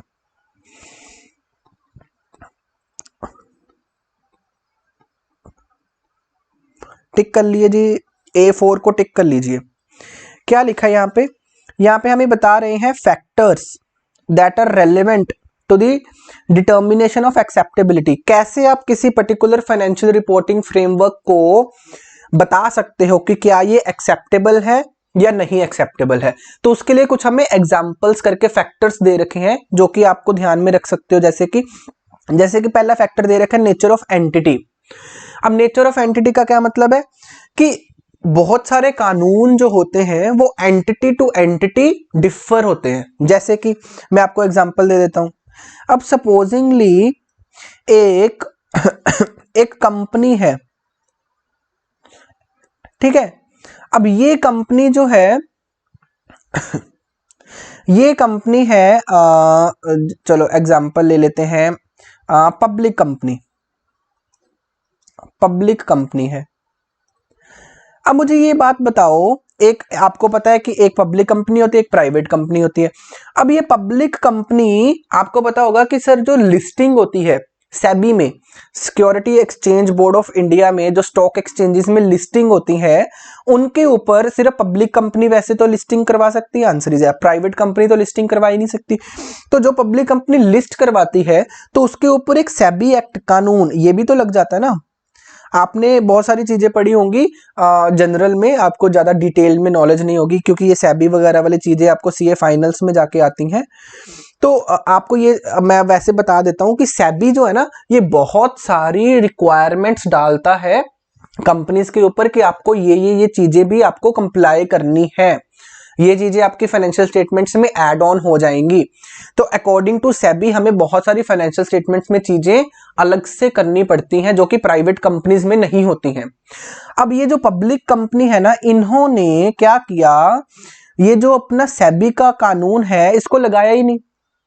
अब मुझे ये बताओ, मैंने जब देखा, मैंने नेचर ऑफ एंटिटी देखा, मैंने देखा कि सर ये तो पब्लिक कंपनी है बट इन्होंने अपने फाइनेंशियल स्टेटमेंट कैसे बना रखे हैं, प्राइवेट कंपनी के अकॉर्डिंगली। अब मुझे ये बताओ कि क्या वो फाइनेंशियल रिपोर्टिंग फ्रेमवर्क्स जो कि प्राइवेट कंपनी के ऊपर यूज होने थे वो तो बहुत कम है ना, क्योंकि यहाँ पे तो सेबी भी लग गया तो इन्होंने तो वो लगाया नहीं। तो इसका मतलब क्या ये फाइनेंशियल रिपोर्टिंग फ्रेमवर्क मेरे लिए एक्सेप्टेबल है? तो आंसर वुड बी नो। तो सबसे पहले तो आपको क्या देखना पड़ेगा, नेचर ऑफ एंटिटी, कि एंटिटी किस प्रकार की है, क्या वो पब्लिक कंपनी है, क्या वो प्राइवेट कंपनी, क्या वो कंपनी है भी या नहीं। अगर कंपनी में अच्छा नॉन प्रॉफिट ऑर्गेनाइजेशन है या प्रॉफिट ऑर्गेनाइजेशन है, क्योंकि हर एक के ऊपर कुछ ना कुछ अलग अलग कानून लगते हैं, ठीक है। अब जैसे पार्टनरशिप फर्म है तो वहां पे कंपनी शेड्यूल 3 थोड़ी लग जाएगा। अब कोई पार्टनरशिप फर्म मेरे पास आ रही है, उन्होंने शेड्यूल 3 के अकॉर्डिंगली अपनी बैलेंस शीट बना रखी है। अब बताओ सर तुम कंपनी थोड़ी हो। तो सबसे पहले मैं क्या देखूंगा, nature of entity. Nature of entity देखने के बाद मुझे पता चल जाएगा कि हाँ कुछ ना कुछ अंदाजा मैं लगा सकता हूं, अगर ये पब्लिक कंपनी तो इनके ऊपर ये वाले कानून तो लगेंगे। अच्छा सपोजिंगली नेचर ऑफ एंटिटी की मैं आपको एग्जांपल देता हूं, अगर कोई बैंकिंग कंपनी है सर, तो सर ऑटोमेटिकली इनके ऊपर आरबीआई की गाइडलाइंस लगेंगी ना, आंसर इज यस। तो अगर आपने आरबीआई की गाइडलाइन, मैं अपने माइंड में एक मैपिंग बना लूंगा कि सर इनके लिए जो एक्सेप्टेबल कानून है उसमें आरबीआई की गाइडलाइंस आती हैं, आंसर इज यस। उसमें जो बैंकिंग रेगुलेशन एक्ट क्या वो आता है, आंसर इज यस। अगर ये कोई जो बैंक है क्या उसके ऊपर अगर कोई कानून बनाए, जैसे अगर मैं आपको बताऊं एसबीआई है ना, एसबीआई का एक अलग से कानून भी है, एसबीआई एक्ट, वो भी इसके लिए फिर रेलेवेंट हो गया, आंसर इज यस। एक्सेप्टेबल हो गया, आंसर इज यस। तो अब आप मुझे बताओ, तो ये फैक्टर ध्यान में रखना जरूरी है, आंसर इज वेरी यस। तो दूसरा फैक्टर देखते हैं, वो क्या है, purpose of financial statements. Purpose of financial statements का मतलब क्या है, जो मैंने अभी आपको थोड़ी देर पहले समझाया। देखो सर, यूज हो गया, मैंने तो जनरली आपको समझा दिया था कि सर ये चीजें आप अपने डाउट दिमाग में क्लियर करके चले, वो हमारा यूज हो गया। कि सबसे पहले तो आप देखेंगे कि सर आपकी जो फाइनेंशियल स्टेटमेंट आई है वो जनरल पर्पस फाइनेंशियल स्टेटमेंट्स हैं या स्पेसिफिक पर्पस फाइनेंशियल स्टेटमेंट है। ये देखो, अगर स्पेसिफिक यूजर्स हैं तो उसके लिए तो फिर सर जो स्पेसिफिक यूजर ने डिमांड किया है सिर्फ उसी के रिलेटेड जो कानून है वो लगेंगे। अब मैंने अगर मान लीजिए सपोजिंगली एग्जांपल करके, अगर तो जनरल पर्पस फाइनेंशियल फिर तो सारे कानून लगेंगे जो कि जनरली लगते हैं। अगर स्पेसिफिक है और स्पेसिफिक यूजर ने सपोजिंगली कोई इन्वेस्टर है, इन्वेस्टर, अब ये बहुत बड़ा इन्वेस्टर, ये वेंचर कैपिटलिस्ट है, सपोजिंगली वेंचर कैपिटलिस्ट। अब इस वेंचर कैपिटलिस्ट ने क्या किया, इन्होंने बोला कि मुझे तो आप एक स्पेसिफिकली, अगर आपने मेरा पैसा आपको चाहिए, किसी कंपनी को बोला, तो आप ना मेरी रिक्वायरमेंट के अकॉर्डिंगली मुझे एक फाइनेंशियल स्टेटमेंट बना के दीजिए जिसमें क्या हो, सारी की सारी जो सेबी है, सेबी की सारी गाइडलाइंस का क्या आप कंप्लाई करते हो नहीं करते, उसका एक पूरा कट्ठा चिट्ठा बना के दो। फिर आप मुझे बना के दो कि आपकी जो रेशोज है उनके एनालिसिस बना के दो। मतलब उन्होंने बहुत सारी चीजें मांग ली। अब मुझे ये बताओ ना कि अगर स्पेसिफिक यूजर आपके पास आ रही है ऑडिट करवाने के लिए फाइनेंशियल स्टेटमेंट्स का, तो उसके लिए एक्सेप्टेबल फाइनेंशियल रिपोर्टिंग फ्रेमवर्क कुछ और हो जाएंगे। यस, क्योंकि यहां पे मुझे क्या पता जो जनरल फाइनेंशियल स्टेटमेंट है उसमें सेबी की इतनी ज्यादा रिक्वायरमेंट नहीं है, बट स्पेसिफिक में ये तो पूरा पूरा मांग रहा है, तो मुझे सारा का सारा सेबी देखना पड़ेगा कि क्या इन्होंने अप्लाई किया है या नहीं किया। तो मतलब एक्सेप्टेबल यहां पे कौन सा हो जाएगा, सेबी, पूरा का पूरा कानून सेबी का, पूरे की पूरी रेशोज एनालिसिस मुझे देखनी पड़ेंगी उनकी। तो उसके ऊपर अगर मान लो कोई अकाउंटिंग स्टैंडर्ड बना हुआ है सपोजिंगली जो कि रेशोज के बारे में बात करता है, तो मुझे वो भी देखना पड़ेगा। तो यहाँ पे एक्सेप्टेबल की मीनिंग चेंज हो गया ना। यस, तो पर्पस ऑफ फाइनेंशियल स्टेटमेंट भी बात आपको ध्यान में रखनी पड़ेगी। यस, अच्छा, तीसरी क्या आ गई, नेचर ऑफ फाइनेंशियल स्टेटमेंट्स।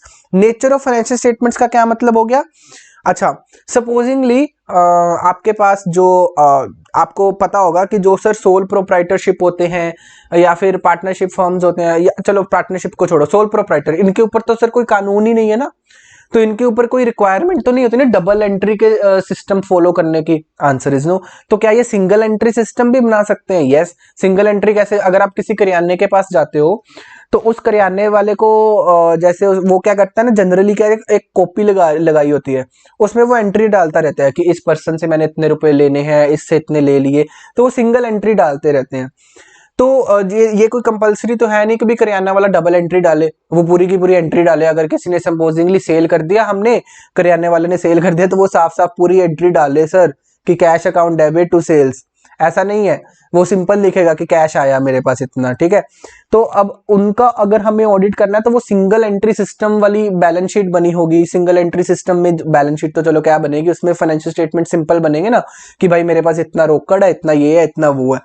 तो उसका अगर हमने ऑडिट करना है तो उसके ऊपर हमें देखना पड़ेगा कि भाई मैं अकाउंटिंग स्टैंडर्ड थोड़ी लगाने लग जाऊंगा, क्योंकि उसके लिए तो एक्सेप्टेबल ही नहीं है ना, वो डबल एंट्री फॉलो ही नहीं करता।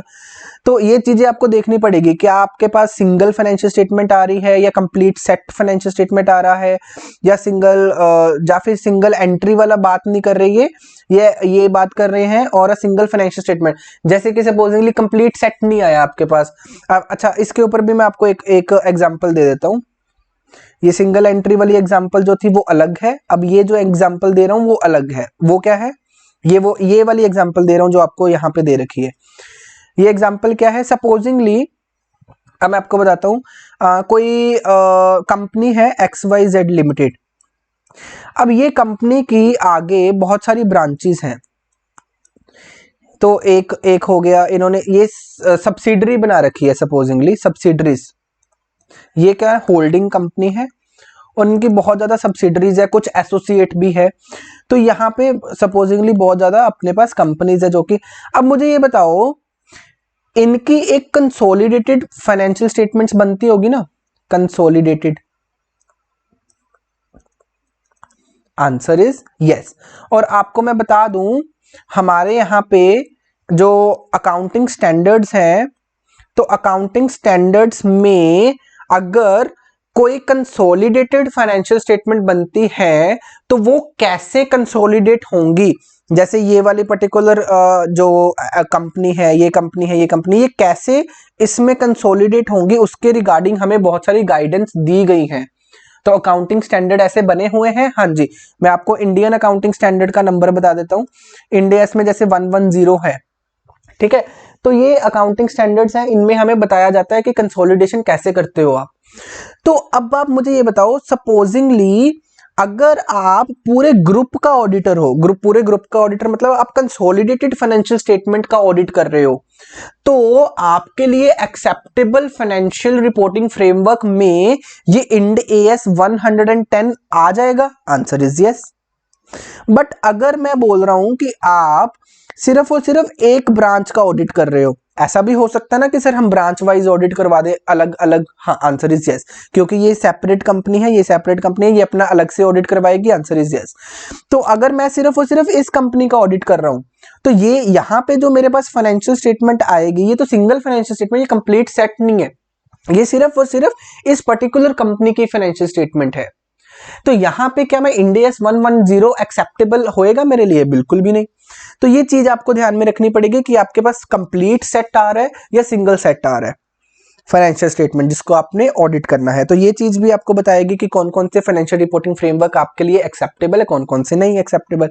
अच्छा, तीसरी चीज, लास्ट एग्जांपल क्या देखिए, वेदर लॉ और regulation prescribe applicable financial reporting framework. ये तो पता ही है सर, ये तो आपको मतलब कि जैसे कि मैंने आपको फर्स्ट एग्जांपल नहीं दी कि बैंकिंग कंपनी है, तो ऑब्वियसली सर हमें लॉ बताता ही है ना कि अगर कोई कंपनी बैंकिंग कंपनी है तो उसके लिए RBI की गाइडलाइंस को पूरा करना जरूरी है, अगर कोई कंपनी है तो उसके लिए शेड्यूल 3 को फॉलो करना जरूरी है।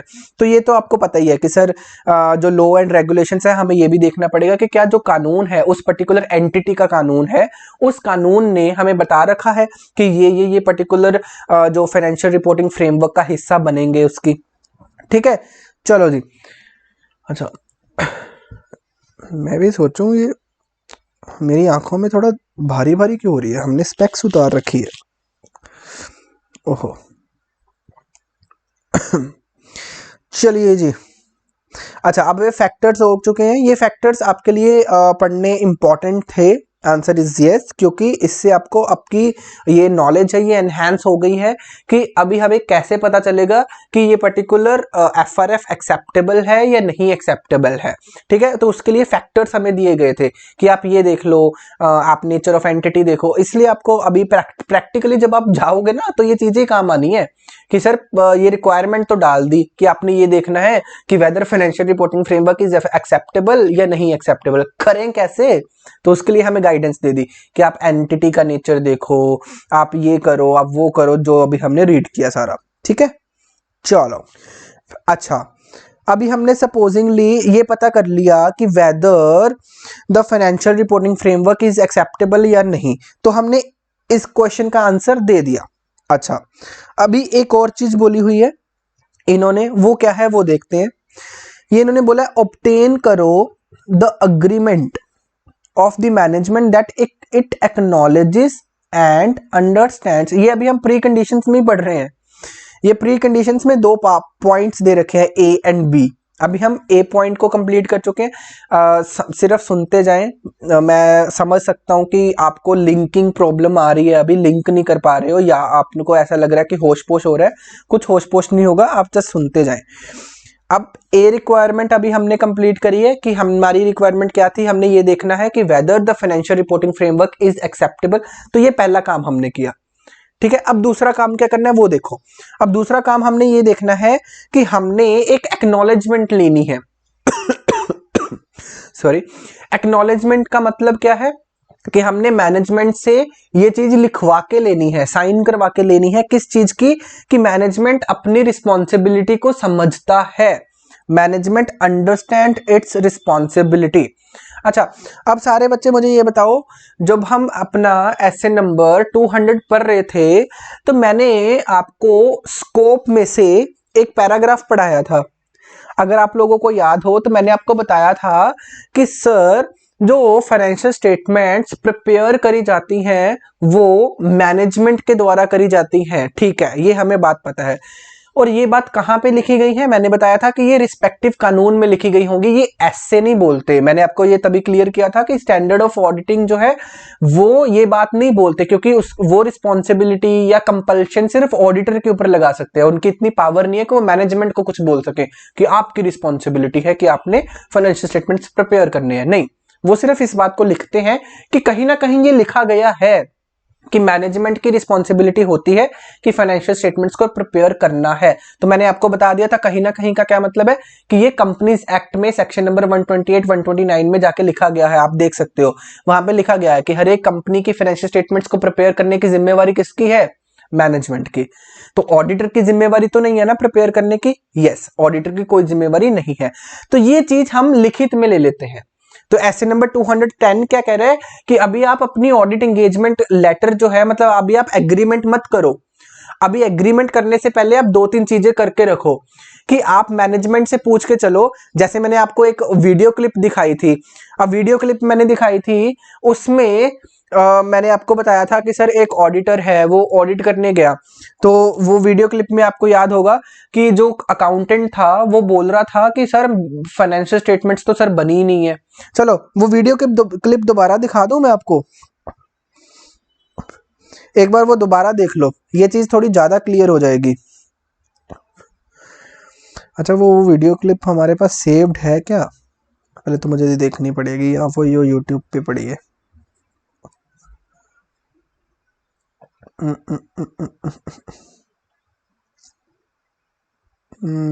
नहीं सेव तो नहीं है। चलो मैं दिखा देता हूँ आपको, यूट्यूब में से दिखा देता हूँ, कोई ज़्यादा टाइम नहीं लगेगा, 1-2 मिनट की वीडियो क्लिप है, आप देख लीजिए।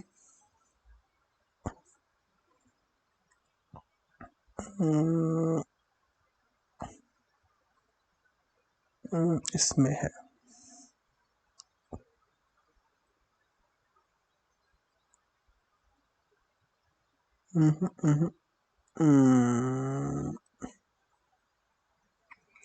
हाँ ये देखो, ये मैंने खुद बना रखी Hi, videos. I'm CA Ashish. घंटे खड़ जा, ये हमने खुद बनाई है, देखो जरा ध्यान से देखना। अच्छा मेरा माइक तो यहाँ पे आपको चलो इसकी वॉल्यूम तो आई थिंक हाई है, ठीक है। मैं इसको थोड़ा अपने लैपटॉप को थोड़ा ऊपर कर लेता हूँ ताकि आपको प्रॉपरली सुनाई दे जाए। चलिए सुनिए, ध्यान से सुनिए। Hi, I'm CA Ashish Jindal, the auditor. Hi, Mr. Jindal, welcome. I'm the accounts manager. For the purpose of audit, I want the set of financial statements. Mr. Jindal, set is not ready yet. Could you please help preparing that? Oh, should I help preparing? Mr. Jindal, what are you thinking? It's your responsibility. Mr. Ram, I cannot prepare the financial statements. Oh, but why, Mr. Jindal? What's the matter? चलो बस, According इतनी relevant थी हमारे लिए ये, ठीक है जी। चलो बहुत हो गया यूट्यूब। अब मुझे ये बताओ, ये वीडियो में मैं सिर्फ ये बताना चाहता हूँ कि अकाउंटेंट ने क्या बोला। अकाउंटेंट ने बोला कि आप हमारा जो फाइनेंशियल स्टेटमेंट्स का जो सेट है, जब ऑडिटर ने बोला कि आप मुझे ना, मैंने ऑडिट करना है तो आप मुझे फाइनेंशियल स्टेटमेंट्स प्रोवाइड कर दो, तो अकाउंटेंट ने क्या बोला कि सर जो फाइनेंशियल स्टेटमेंट्स का सेट है ना वो अभी रेडी नहीं है। अच्छा आप क्या करो, आप बना दो फाइनेंशियल स्टेटमेंट्स के सेट को, आप बना दो और फिर हम उसी का ऑडिट कर लेना। तो उस टाइम पे हमने बोला था कि सर हमारी ये रिस्पॉन्सिबिलिटी नहीं है। अच्छा अब ये चीज को ऐसे नंबर 210 ने क्या बोला कि ऐसा ना हो कि भाई मैनेजमेंट हमें बोले कि भाई तेरी रिस्पॉन्सिबिलिटी है कि फाइनेंशियल स्टेटमेंट्स तू प्रिपेयर करेगा। तो आप क्या करो, अभी आप एग्रीमेंट वगैरह मत करो। एग्रीमेंट करने से पहले ये प्री कंडीशन डाल दी उन्होंने, 2 प्री कंडीशन डाली, पहली तो एफआरएफ वाली, अब दूसरी प्री कंडीशन सुनो। ये कंडीशन डाल दी कि आप क्या करो, मैनेजमेंट से लिखवा के पहले से ले लो कि भाई मैनेजमेंट तुम्हारी क्या क्या रिस्पॉन्सिबिलिटी है वो मुझे पहले लिख के दे दे।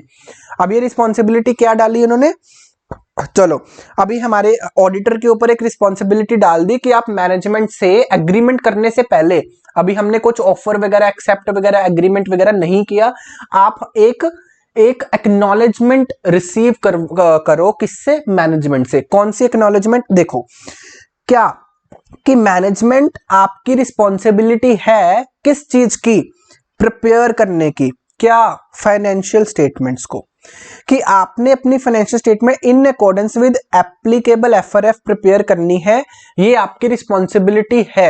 अच्छा ये रिस्पॉन्सिबिलिटी कहां पे है, वैसे हम तो सिर्फ एक्नॉलेजमेंट ले रहे हैं ना, हमारा स्टैंडर्ड तो हमारे ऊपर एक रिस्पॉन्सिबिलिटी डाल रहा है कि आप एक्नॉलेजमेंट ले लो, तो ये कहीं ना कहीं तो लिखा गया होगा ना, ये लिखा गया है कंपनीज एक्ट में। कंपनीज एक्ट में आप जाके देख सकते हो ये चीज लिखी गई है कि मैनेजमेंट की रिस्पॉन्सिबिलिटी है। चलो अब क्या है, हमने क्या बोल दिया कि आप हमें लिख के दे दो कि भाई आपकी रिस्पॉन्सिबिलिटी है फाइनेंशियल स्टेटमेंट्स को प्रिपेयर करने की, ठीक है।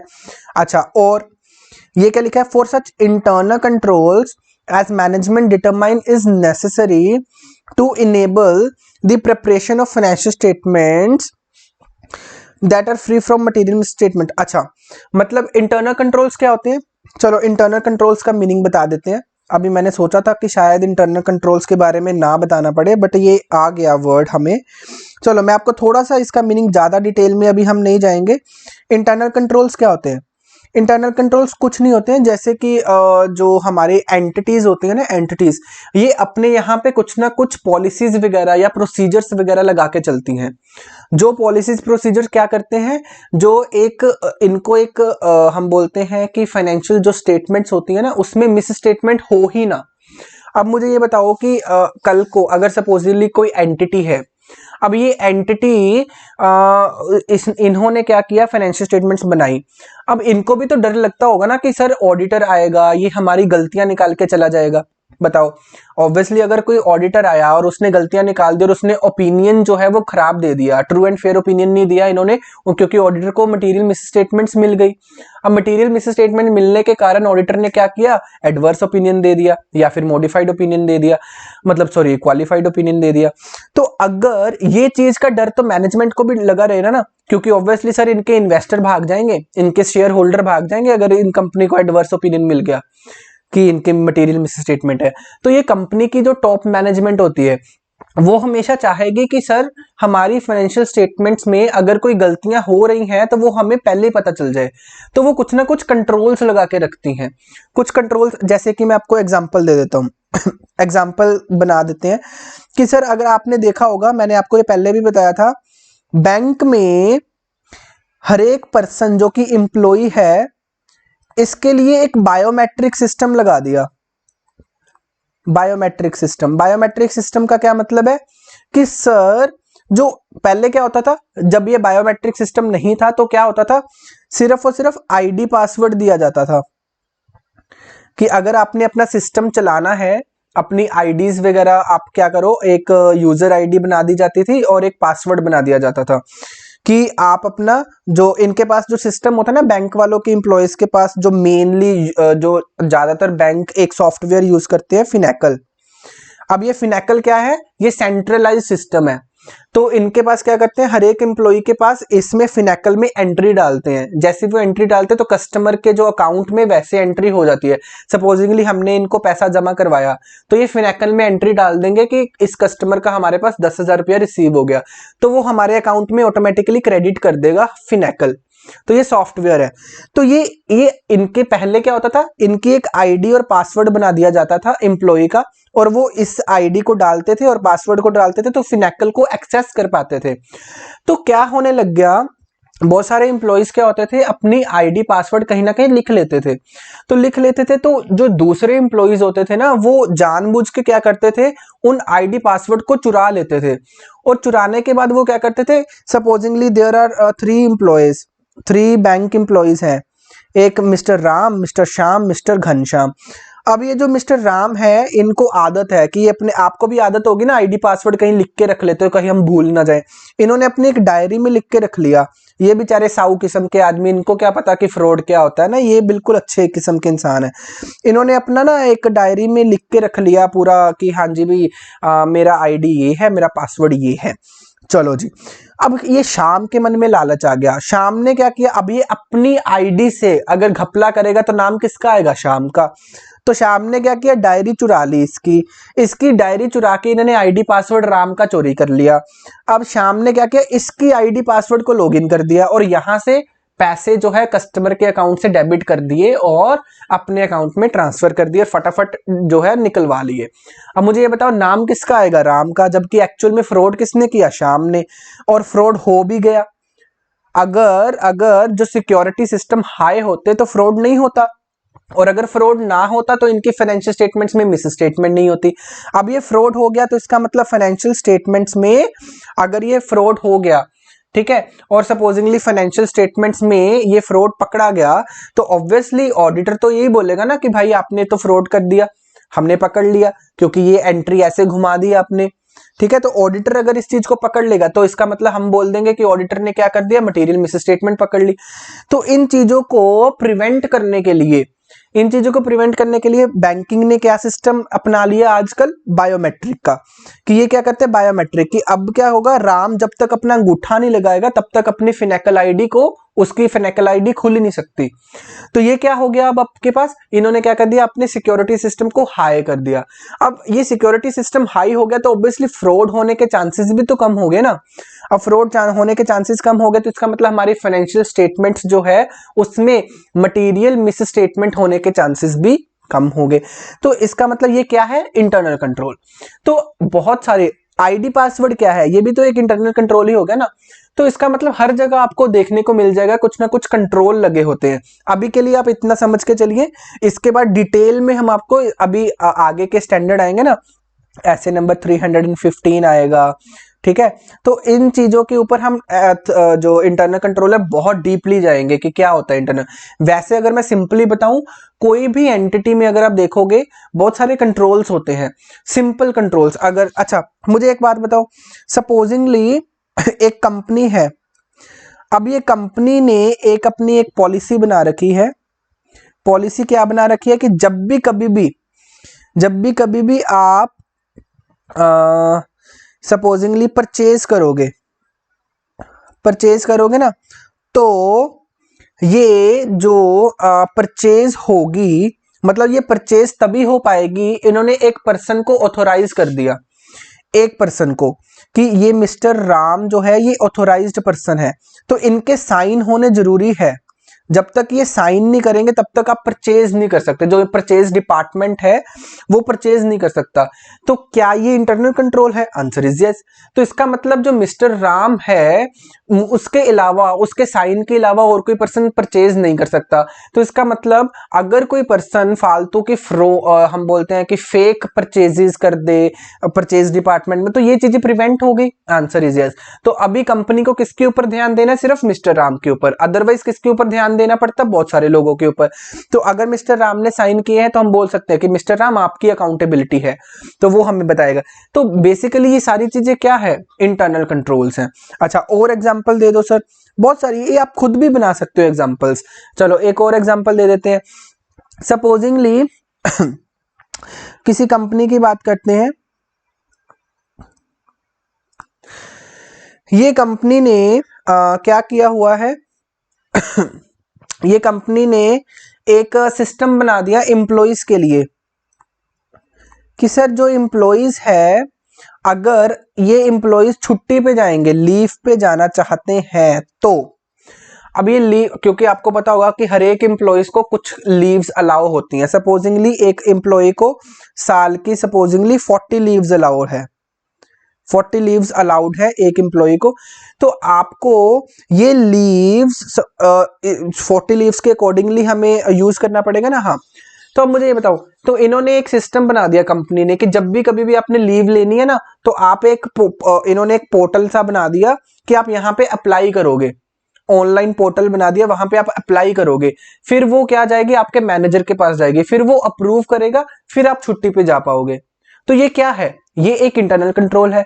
क्यों कि इससे क्या होगा, इससे क्या चीज हो रही है, इससे एम्प्लॉय धोखे नहीं कर सकते। अब तो एम्प्लॉय अगर सपोजिंगली पहले क्या होता था, मैनुअल सिस्टम होता था, मैनुअल सिस्टम, या फिर वो क्या होता था, छुट्टी पे चला जाता था, वो 40 से ज्यादा छुट्टियां ले लेता था, क्योंकि अभी हर एक कंपनी में सपोजिंगली 1000 एम्प्लॉय है और मैनेजर सपोजिंगली सारे 100-200 मैनेजर्स हैं। अब जो 100-200 मैनेजर है, क्या उनको हर एक चीज थोड़ी याद रहेगी, उनको हर एक चीज थोड़ी याद रहेगी ना, कि हाँ भाई ये एम्प्लॉय इतने दिन की छुट्टी पे गया था, ये इतने, जब तक आप कहीं पे लिखोगे नहीं या फिर आपके पास ऑनलाइन डेटा नहीं है। तो अगर आपने ऐसा कोई पोर्टल बना दिया या फिर आपने कोई रजिस्टर लगा दिया कि हाँ चलो ठीक है, अब आप लिख लिया करो कि ये पर्सन इतनी दिन की छुट्टी पे गया था, अप्रूवल लेके गया है, तो ये सारे चीजें क्या है, दीज आर दी कंट्रोल्स, जिससे ये एम्प्लॉयज जो है वो अपनी जो छुट्टियों की, हम बोलते हैं कि फालतू की छुट्टियां ना ले पाए। अगर वो फालतू की छुट्टियां लेगा तो हमारे सैलरी एक्सपेंस में प्रॉब्लम आ जाएगी ना। चलो, तो ये दीज आर जस्ट सिंपल, मैं आपको थोड़ी थोड़ी एग्जांपल्स दे रहा हूं। तो इंटरनल कंट्रोल्स का बेसिक मीनिंग क्या हो गया, अभी हम इंटरनल कंट्रोल्स के ज्यादा डीप में नहीं जाएंगे। तो बेसिकली सिंपल आप समझ के चलो अभी के लिए, इंटरनल कंट्रोल मतलब बहुत सारे ऐसे कंट्रोल्स, बहुत सारी ऐसी पॉलिसीज, प्रोसीजर्स जो कि एंटिटी लगाती है ताकि उसकी फाइनेंशियल स्टेटमेंट्स में मटेरियल मिस स्टेटमेंट होने के चांसेस कम हो जाएं।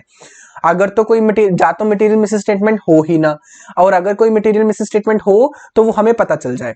तो ये चीजें इंटरनल कंट्रोल करते हैं। तो हमारी अभी हम अपने एसे नंबर 210 पे वापस आ जाते हैं।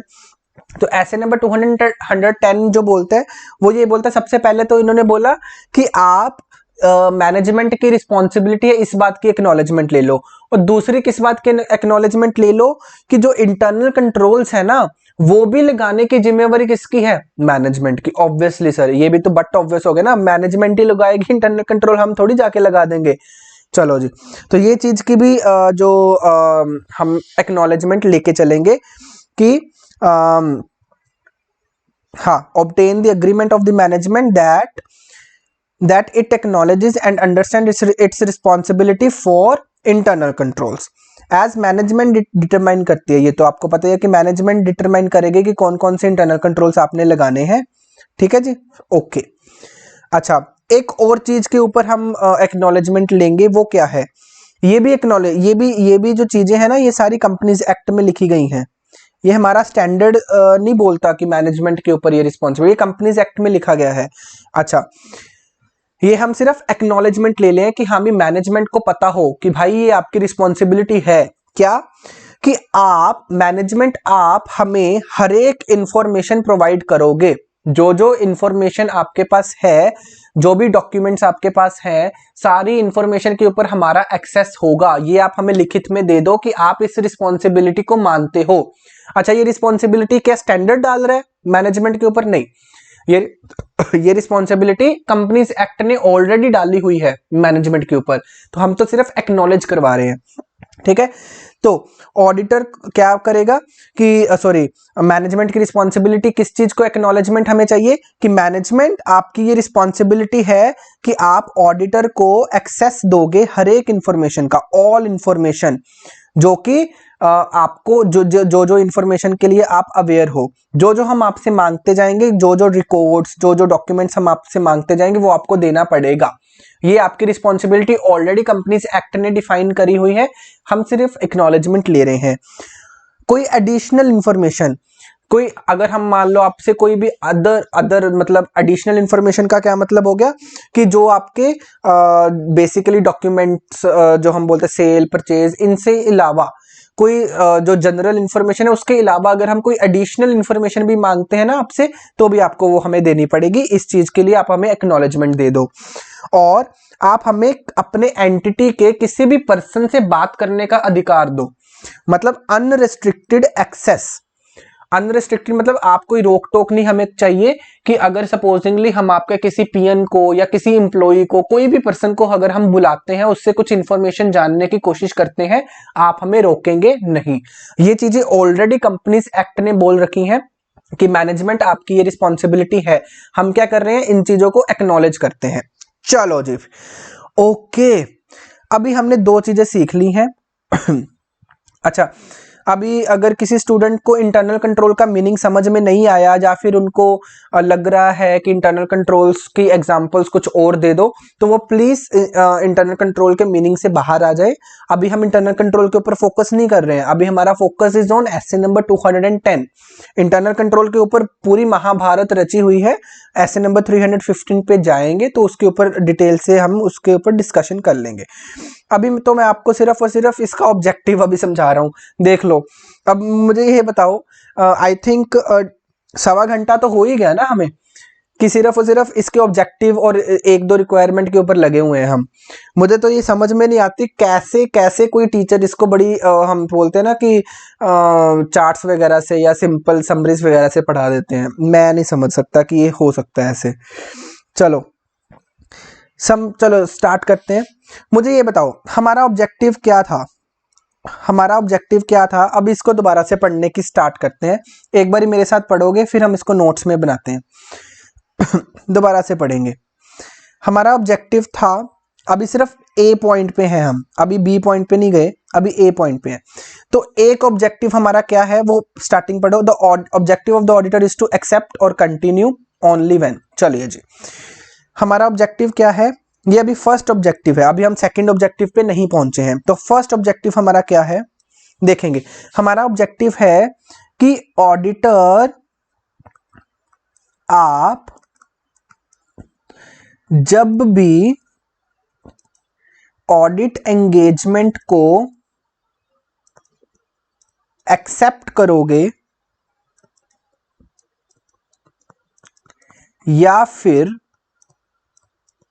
कंटिन्यू करोगे,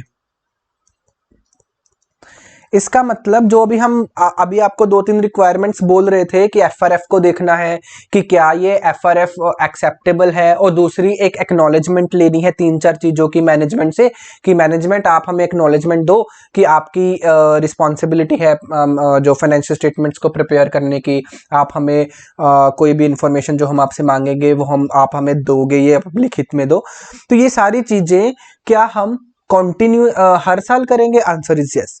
अगर हम एक्सेप्ट कर रहे हैं उस टाइम तो करेंगे ही करेंगे, जब हम कंटिन्यू कर रहे हैं मतलब हर साल अगर सपोजिंगली हमने ऑडिट 5 साल के लिए एक्सेप्ट कर लिया, तो ये नहीं है कि अभी जब स्टार्टिंग में ये काम कर लिया, नहीं, फर्स्ट ईयर भी करेंगे, सेकंड भी करेंगे, थर्ड भी करेंगे, फोर्थ भी करेंगे, फिफ्थ ईयर हर साल करेंगे, क्योंकि हमारा objective is not limited to acceptance, हमारा ऑब्जेक्टिव कॉन्टिन्यूएंस में भी है। तो ऑडिटर जब भी आप किसी भी ऑडिट एंगेजमेंट को एक्सेप्ट करोगे या कंटिन्यू करोगे तो एग्रीमेंट जो होगा, एग्रीमेंट करने से पहले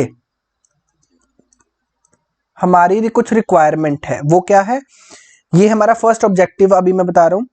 तो फर्स्ट ऑब्जेक्टिव हमारा क्या है कि एग्रीमेंट करने से पहले आपको क्या करना पड़ेगा? आपको एस्टैब्लिश करना पड़ेगा, to establish whether the preconditions are present, और मैंने आपको क्या बताया प्रीकंडीशंस क्या क्या है? 2 प्रीकंडीशंस हैं। तो अब हम इसकी रिक्वायरमेंट्स में आते हैं। कैसे पता चलेगा कि सर प्रीकंडीशंस प्रेजेंट है या नहीं है? तो उसके लिए आपको अच्छा प्रीकंडीशंस होती क्या है, चलो अब मैं आपको इसका, जब पहले आप रिक्वायरमेंट देख लो, प्रीकंडीशंस होती क्या है, यही होती हैं। मैं आपको इसकी डेफिनेशन भी दिखा देता हूं। अब ये रिक्वायरमेंट क्या है, कैसे पता चलेगा कि सर प्री कंडीशन प्रेजेंट है या नहीं है? पहली रिक्वायरमेंट आप ये देखोगे, तो इसकी 2 रिक्वायरमेंट्स हैं, ठीक है। पहली रिक्वायरमेंट क्या है कि आप ये देखोगे कि वेदर जो फाइनेंशियल रिपोर्टिंग फ्रेमवर्क है आर एक्सेप्टेबल। कौन से financial reporting framework? Which have been used in preparation, ठीक है। क्या ये एक्सेप्टेबल है? Whether this is acceptable, yes और नॉट। तो ये फर्स्ट रिक्वायरमेंट है हमें, तो हमने ये पहले देखना है। अच्छा, अगर हमने ये अपना ऑब्जेक्टिव अचीव करना है कि हमारा ऑब्जेक्टिव क्या है कि हमने ये देखना है कि प्री कंडीशंस प्रेजेंट है या नहीं है, तो हमारे लिए पहली रिक्वायरमेंट क्या दे दी कि पहले आप ये देखो कि एफआरएफ जो है क्या वो एक्सेप्टेबल है या नहीं है। दूसरी रिक्वायरमेंट क्या है कि आपने एक एक्नॉलेजमेंट ऑब्टेन करनी है, एक्नॉलेजमेंट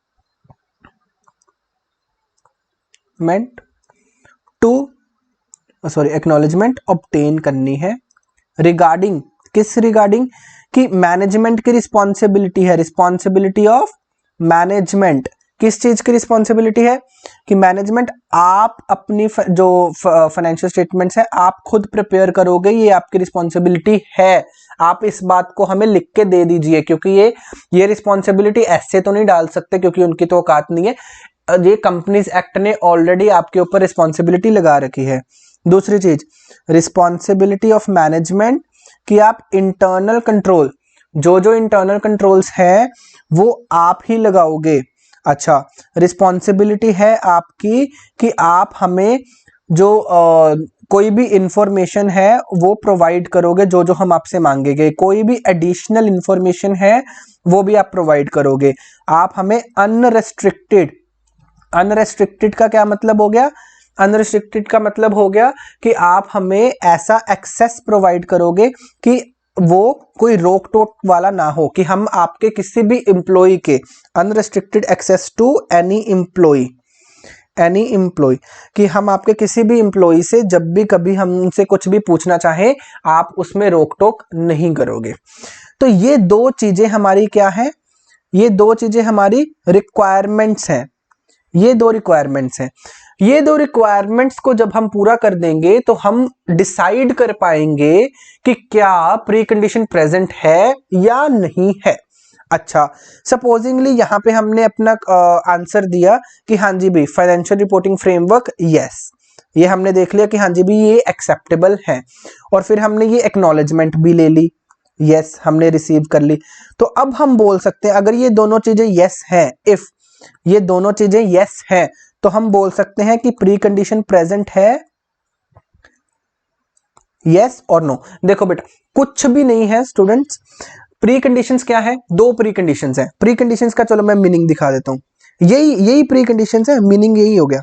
देखो प्री कंडीशन का मीनिंग क्या है, डेफिनेशन में अगर जाओगे तो प्री कंडीशंस का मीनिंग हो गया use by the management of acceptable financial reporting framework, कि मैनेजमेंट ये प्री कंडीशन मतलब कि ऑडिट को एक्सेप्ट करने से पहले ये दो कंडीशंस तो सर प्री है, प्री मतलब कि ये दो कंडीशंस तो होनी चाहिए, अगर ये दो कंडीशंस नहीं है तो हम ऑडिट को एक्सेप्ट ही नहीं कर सकते।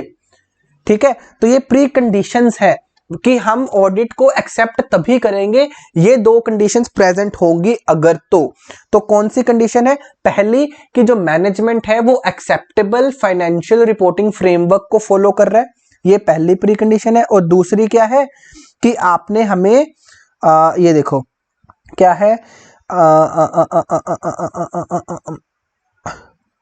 हाँ अच्छा ये प्रीमाइस वर्ड आपको नहीं समझ आएगा ना।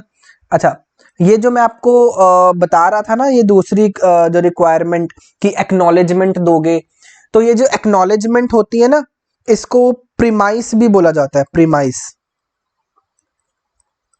प्रीमाइस का क्या मतलब है ये मैं आपको बाद में बताऊंगा, ठीक है। वैसे इसमें अब डेफिनेशन में क्योंकि प्रीमाइस वर्ड यूज किया गया, ये कुछ भी नहीं है, ये सिर्फ वही एक्नॉलेजमेंट की बात कर रहे हैं। The used by the management of an acceptable financial reporting framework in the preparation of the financial statement and, तो यहाँ पे पहली कंडीशन आपकी आ गई प्री कंडीशन, और दूसरी प्री कंडीशन यहाँ से शुरू होती है the agreement of the management and TCWG to the premises.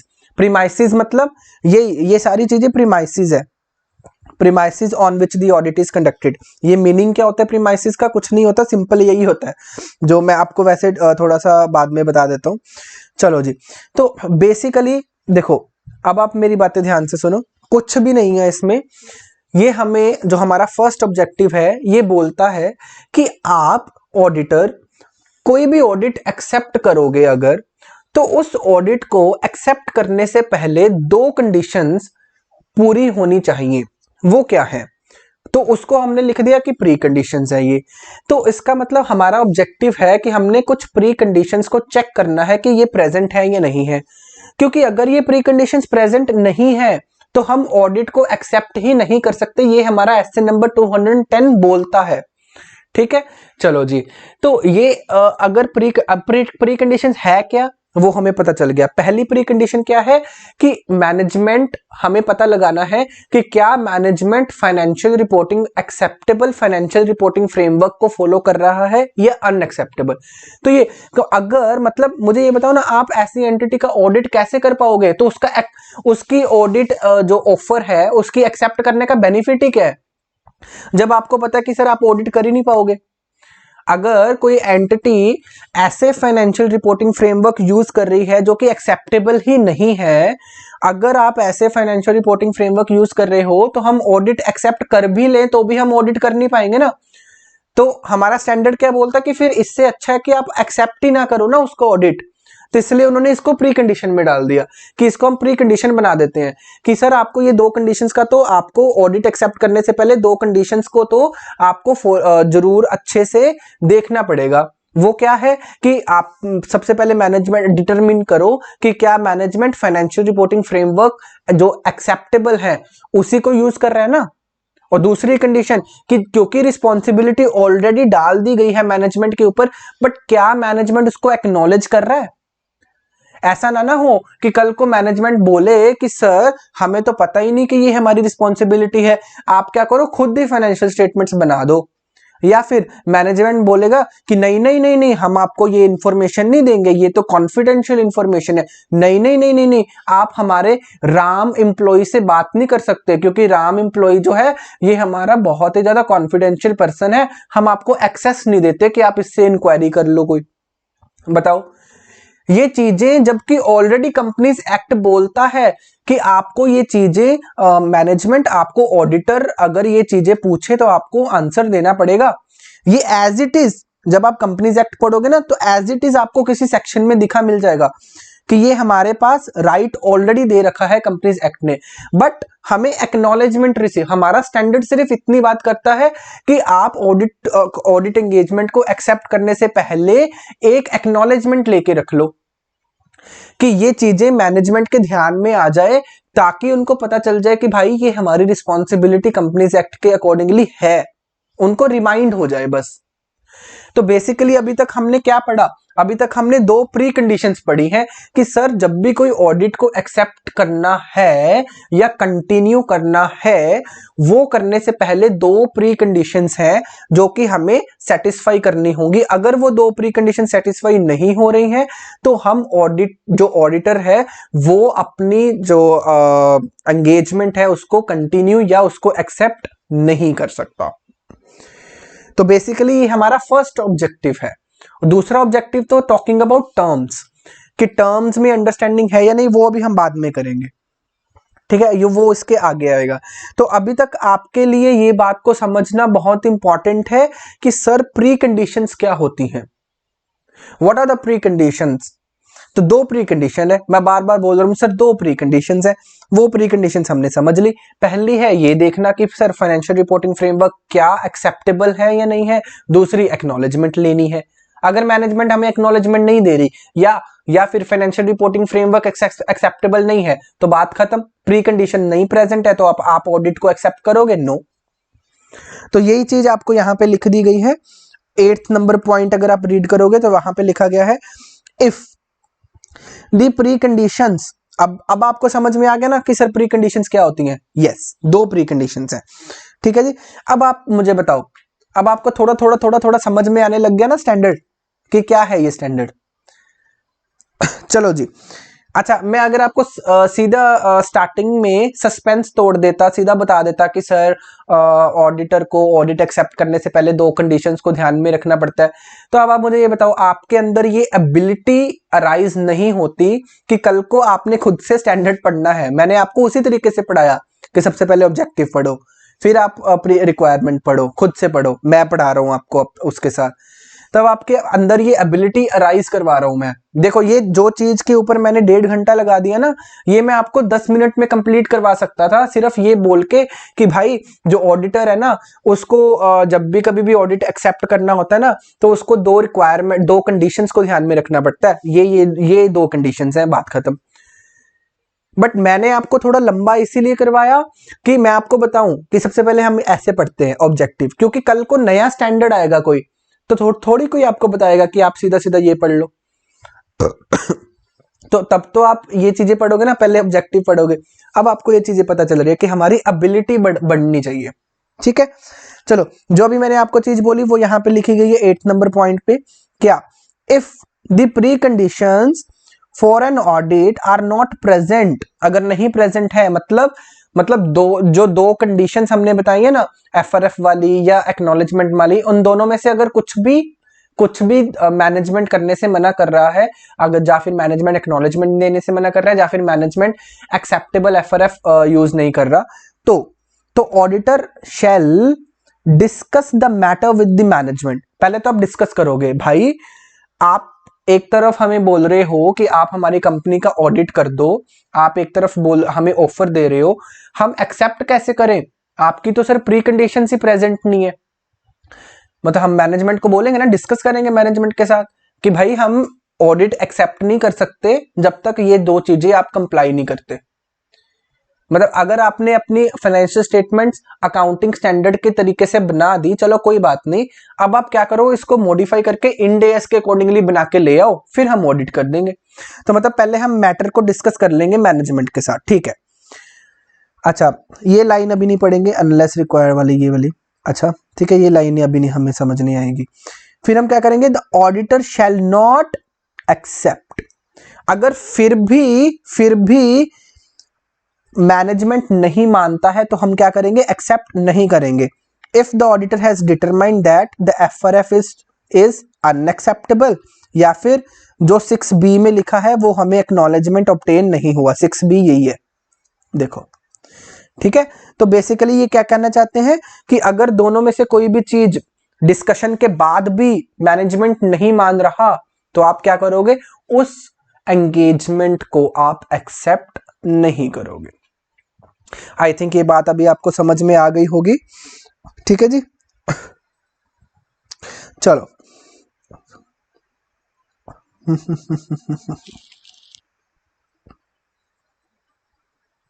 थोड़ा ये स्टैंडर्ड थोड़ा लंबा है, वैसे ये इजी बहुत है स्टैंडर्ड।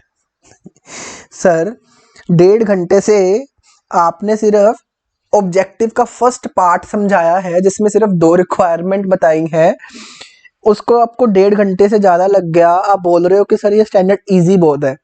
सारे स्टैंडर्ड बहुत इजी है, ये स्टार्टिंग में आपको डिफिकल्ट लगेंगे, बट जैसे हम इसको कंप्लीट कर देंगे, एक दो बार रिवाइज कर लेंगे ना, बहुत इजी लगने स्टार्ट हो जाएंगे।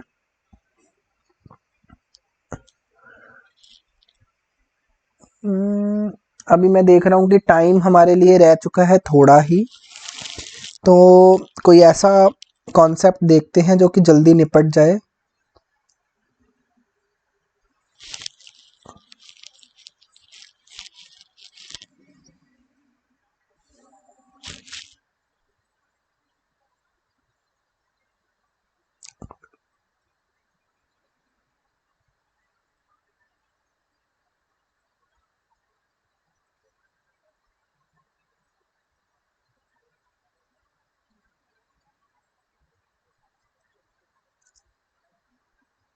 हम्म, 1 मिनट देंगे जरा मुझे।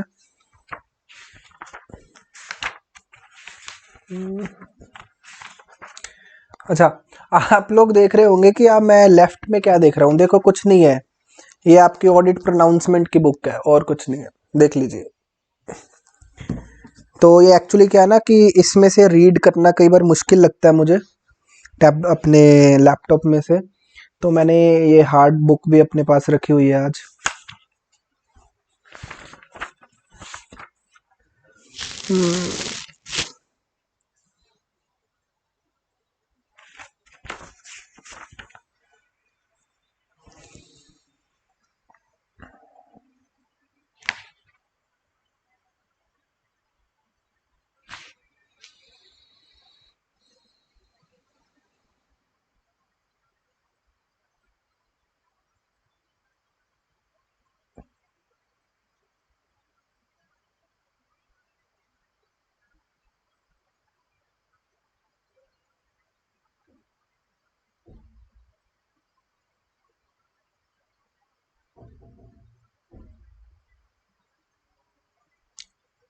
चलो जी, आपको जो अभी हम एक्सेप्टेबल वाला टॉपिक पढ़ रहे थे ना, उसी के कॉन्टिन्यूएंस में हम एक पॉइंट पढ़ लेते हैं। सीधा आप 19th नंबर पॉइंट पे आ जाएंगे, ये जल्दी हो जाएगा कंप्लीट। इसको देख लेते हैं। देखिए जी, तो 19th नंबर पॉइंट देखते हैं। यहाँ पे क्या लिखा गया, अभी हमने आपको बताया कि सर आपने ये डिटरमिन करना है कि क्या जो फाइनेंशियल रिपोर्टिंग फ्रेमवर्क है वो एक्सेप्टेबल है या नहीं है। सपोजिंगली ऑडिटर ने जब ये चीज को देखने लगा था, ऑडिटर कि हाँ जी भाई क्या ये एक्सेप्टेबल है या नहीं, तो उसने आइडेंटिफाई क्या किया कि ये जो फाइनेंशियल रिपोर्टिंग फ्रेमवर्क है ना, ये अनएक्सेप्टेबल है। तो मैंने ये डिसाइड कर लिया कि भाई ये अनएक्सेप्टेबल है। तो अभी भी मैंने आपको एक पॉइंट पढ़ाया था कि भाई अगर आपको ऐसा लगे कि सही कोई सर क्योंकि ये एक प्री कंडीशन है, और अगर प्री कंडीशन प्रेजेंट नहीं है तो आप क्या करोगे, आप मैनेजमेंट से डिस्कस करोगे, और अगर मैनेजमेंट फिर भी नहीं मान रहा तो आप क्या करोगे, आप उस एंगेजमेंट को एक्सेप्ट नहीं करोगे। अब एक और केस दे रखा है हमें। ये केस क्या कह रहे हैं कि सपोजिंगली आपके अकॉर्डिंगली जो फाइनेंशियल रिपोर्टिंग फ्रेमवर्क है वो अनएक्सेप्टेबल है। तो अभी करना क्या चाहिए था ऑडिटर को, ऑडिटर को डिस्कस करके मना कर देना चाहिए था अगर मैनेजमेंट नहीं मान रहा तो। बट यहां पे क्या लिखा गया है कि सर ये जो हाँ, ये जो देखो क्या लिखा है, मेरे साथ पढ़ेंगे। If the auditor has determined that the financial reporting framework जो है प्रेस्क्राइब किए गए बाय कानून ये अनएक्सेप्टेबल है, but for the fact that it is prescribed by law or the regulation the auditor shall accept the audit engagement only if the following conditions are the present. मतलब sir समझ में नहीं आया, कुछ भी ऊपर से निकल गया, कोई बात नहीं, एक बार मेरे साथ पढ़ लो सारा, फिर मैं आपको समझाता हूं। क्या क्या बोलते हैं, दोबारा से पढ़ो। If the auditor has determined that the financial reporting framework prescribed by the law or the regulation would be unacceptable, but for the fact that it is prescribed by law or the regulation the auditor shall accept the audit engagement only if the following conditions are present। क्या है conditions? A point, B point, management agrees to provide additional disclosures in the financial statements required to avoid the financial statements being misleading, and it is recognized in the terms of the audit engagement that the auditor's report on the financial statements will incorporate an emphasis of matter paragraph drawing users attention to the additional disclosures, unless the auditor is required by law or the regulations to express the auditor's opinion on the financial statement by using the phrases present fairly in all material respect or give a true and fair view in accordance with applicable financial reporting framework, the auditor's opinion on the financial statement will not include such phrases। चलिए जी, अब लोग बच्चों को लग रहा होगा हमारे तो सर ऊपर से निकला सारा कुछ। देखो मैं आपको एक चीज बता देता हूँ। कई बार क्या होता है कि सर जो फाइनेंशियल रिपोर्टिंग फ्रेमवर्क है वो ऑडिटर के अकॉर्डिंगली अनएक्सेप्टेबल होंगे कि हमारे अकॉर्डिंगली ये financial reporting framework would be unacceptable, but क्योंकि ये कानून ने प्रेस्क्राइब करे हैं, क्योंकि it is prescribed by law और रेगुलेशन, तो हमें मुझे ये बताओ कि हमारे लिए, क्योंकि हम चार्टर्ड अकाउंटेंट्स हैं, हम प्रोफेशनल नॉलेज रखते हैं, क्योंकि ये चीज हमारे लिए वैसे अनएक्सेप्टेबल है, बट क्योंकि कानून ने प्रेस्क्राइब कर रखी है अब हमें माननी पड़ रही है। अच्छा मुझे ये बताओ ऐसा क्यों है, मैं आपको इसकी एग्जांपल दे देता हूं।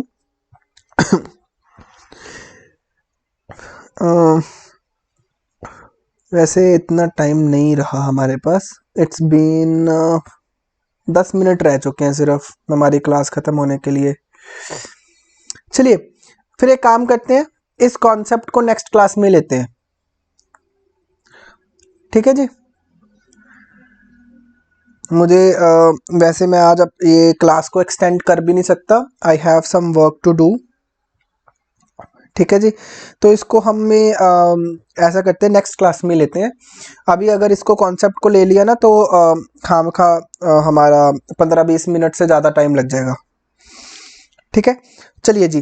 तो आप क्या करेंगे, अभी अभी आपके लिए आज का टास्क क्या है कि आपने बहुत अच्छे से जो मैंने प्री कंडीशंस आपको समझाई है उसको बहुत अच्छे से रिवाइज करना है, 2-3 बार रिवाइज करना है और कॉन्सेप्ट को अपने दिमाग में फिट कर देना है कि भाई ये 2 प्री कंडीशंस हैं, ये प्रेजेंट होंगी तो हम एक्सेप्ट करेंगे अपना ऑडिट एंगेजमेंट, नहीं तो नहीं करेंगे। ठीक है, चलिए मिलते हैं हम अपनी नेक्स्ट क्लास में।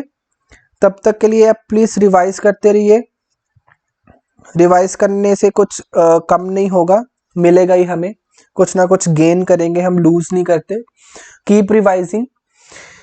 ठीक है जी, तो thank you so much, bye bye.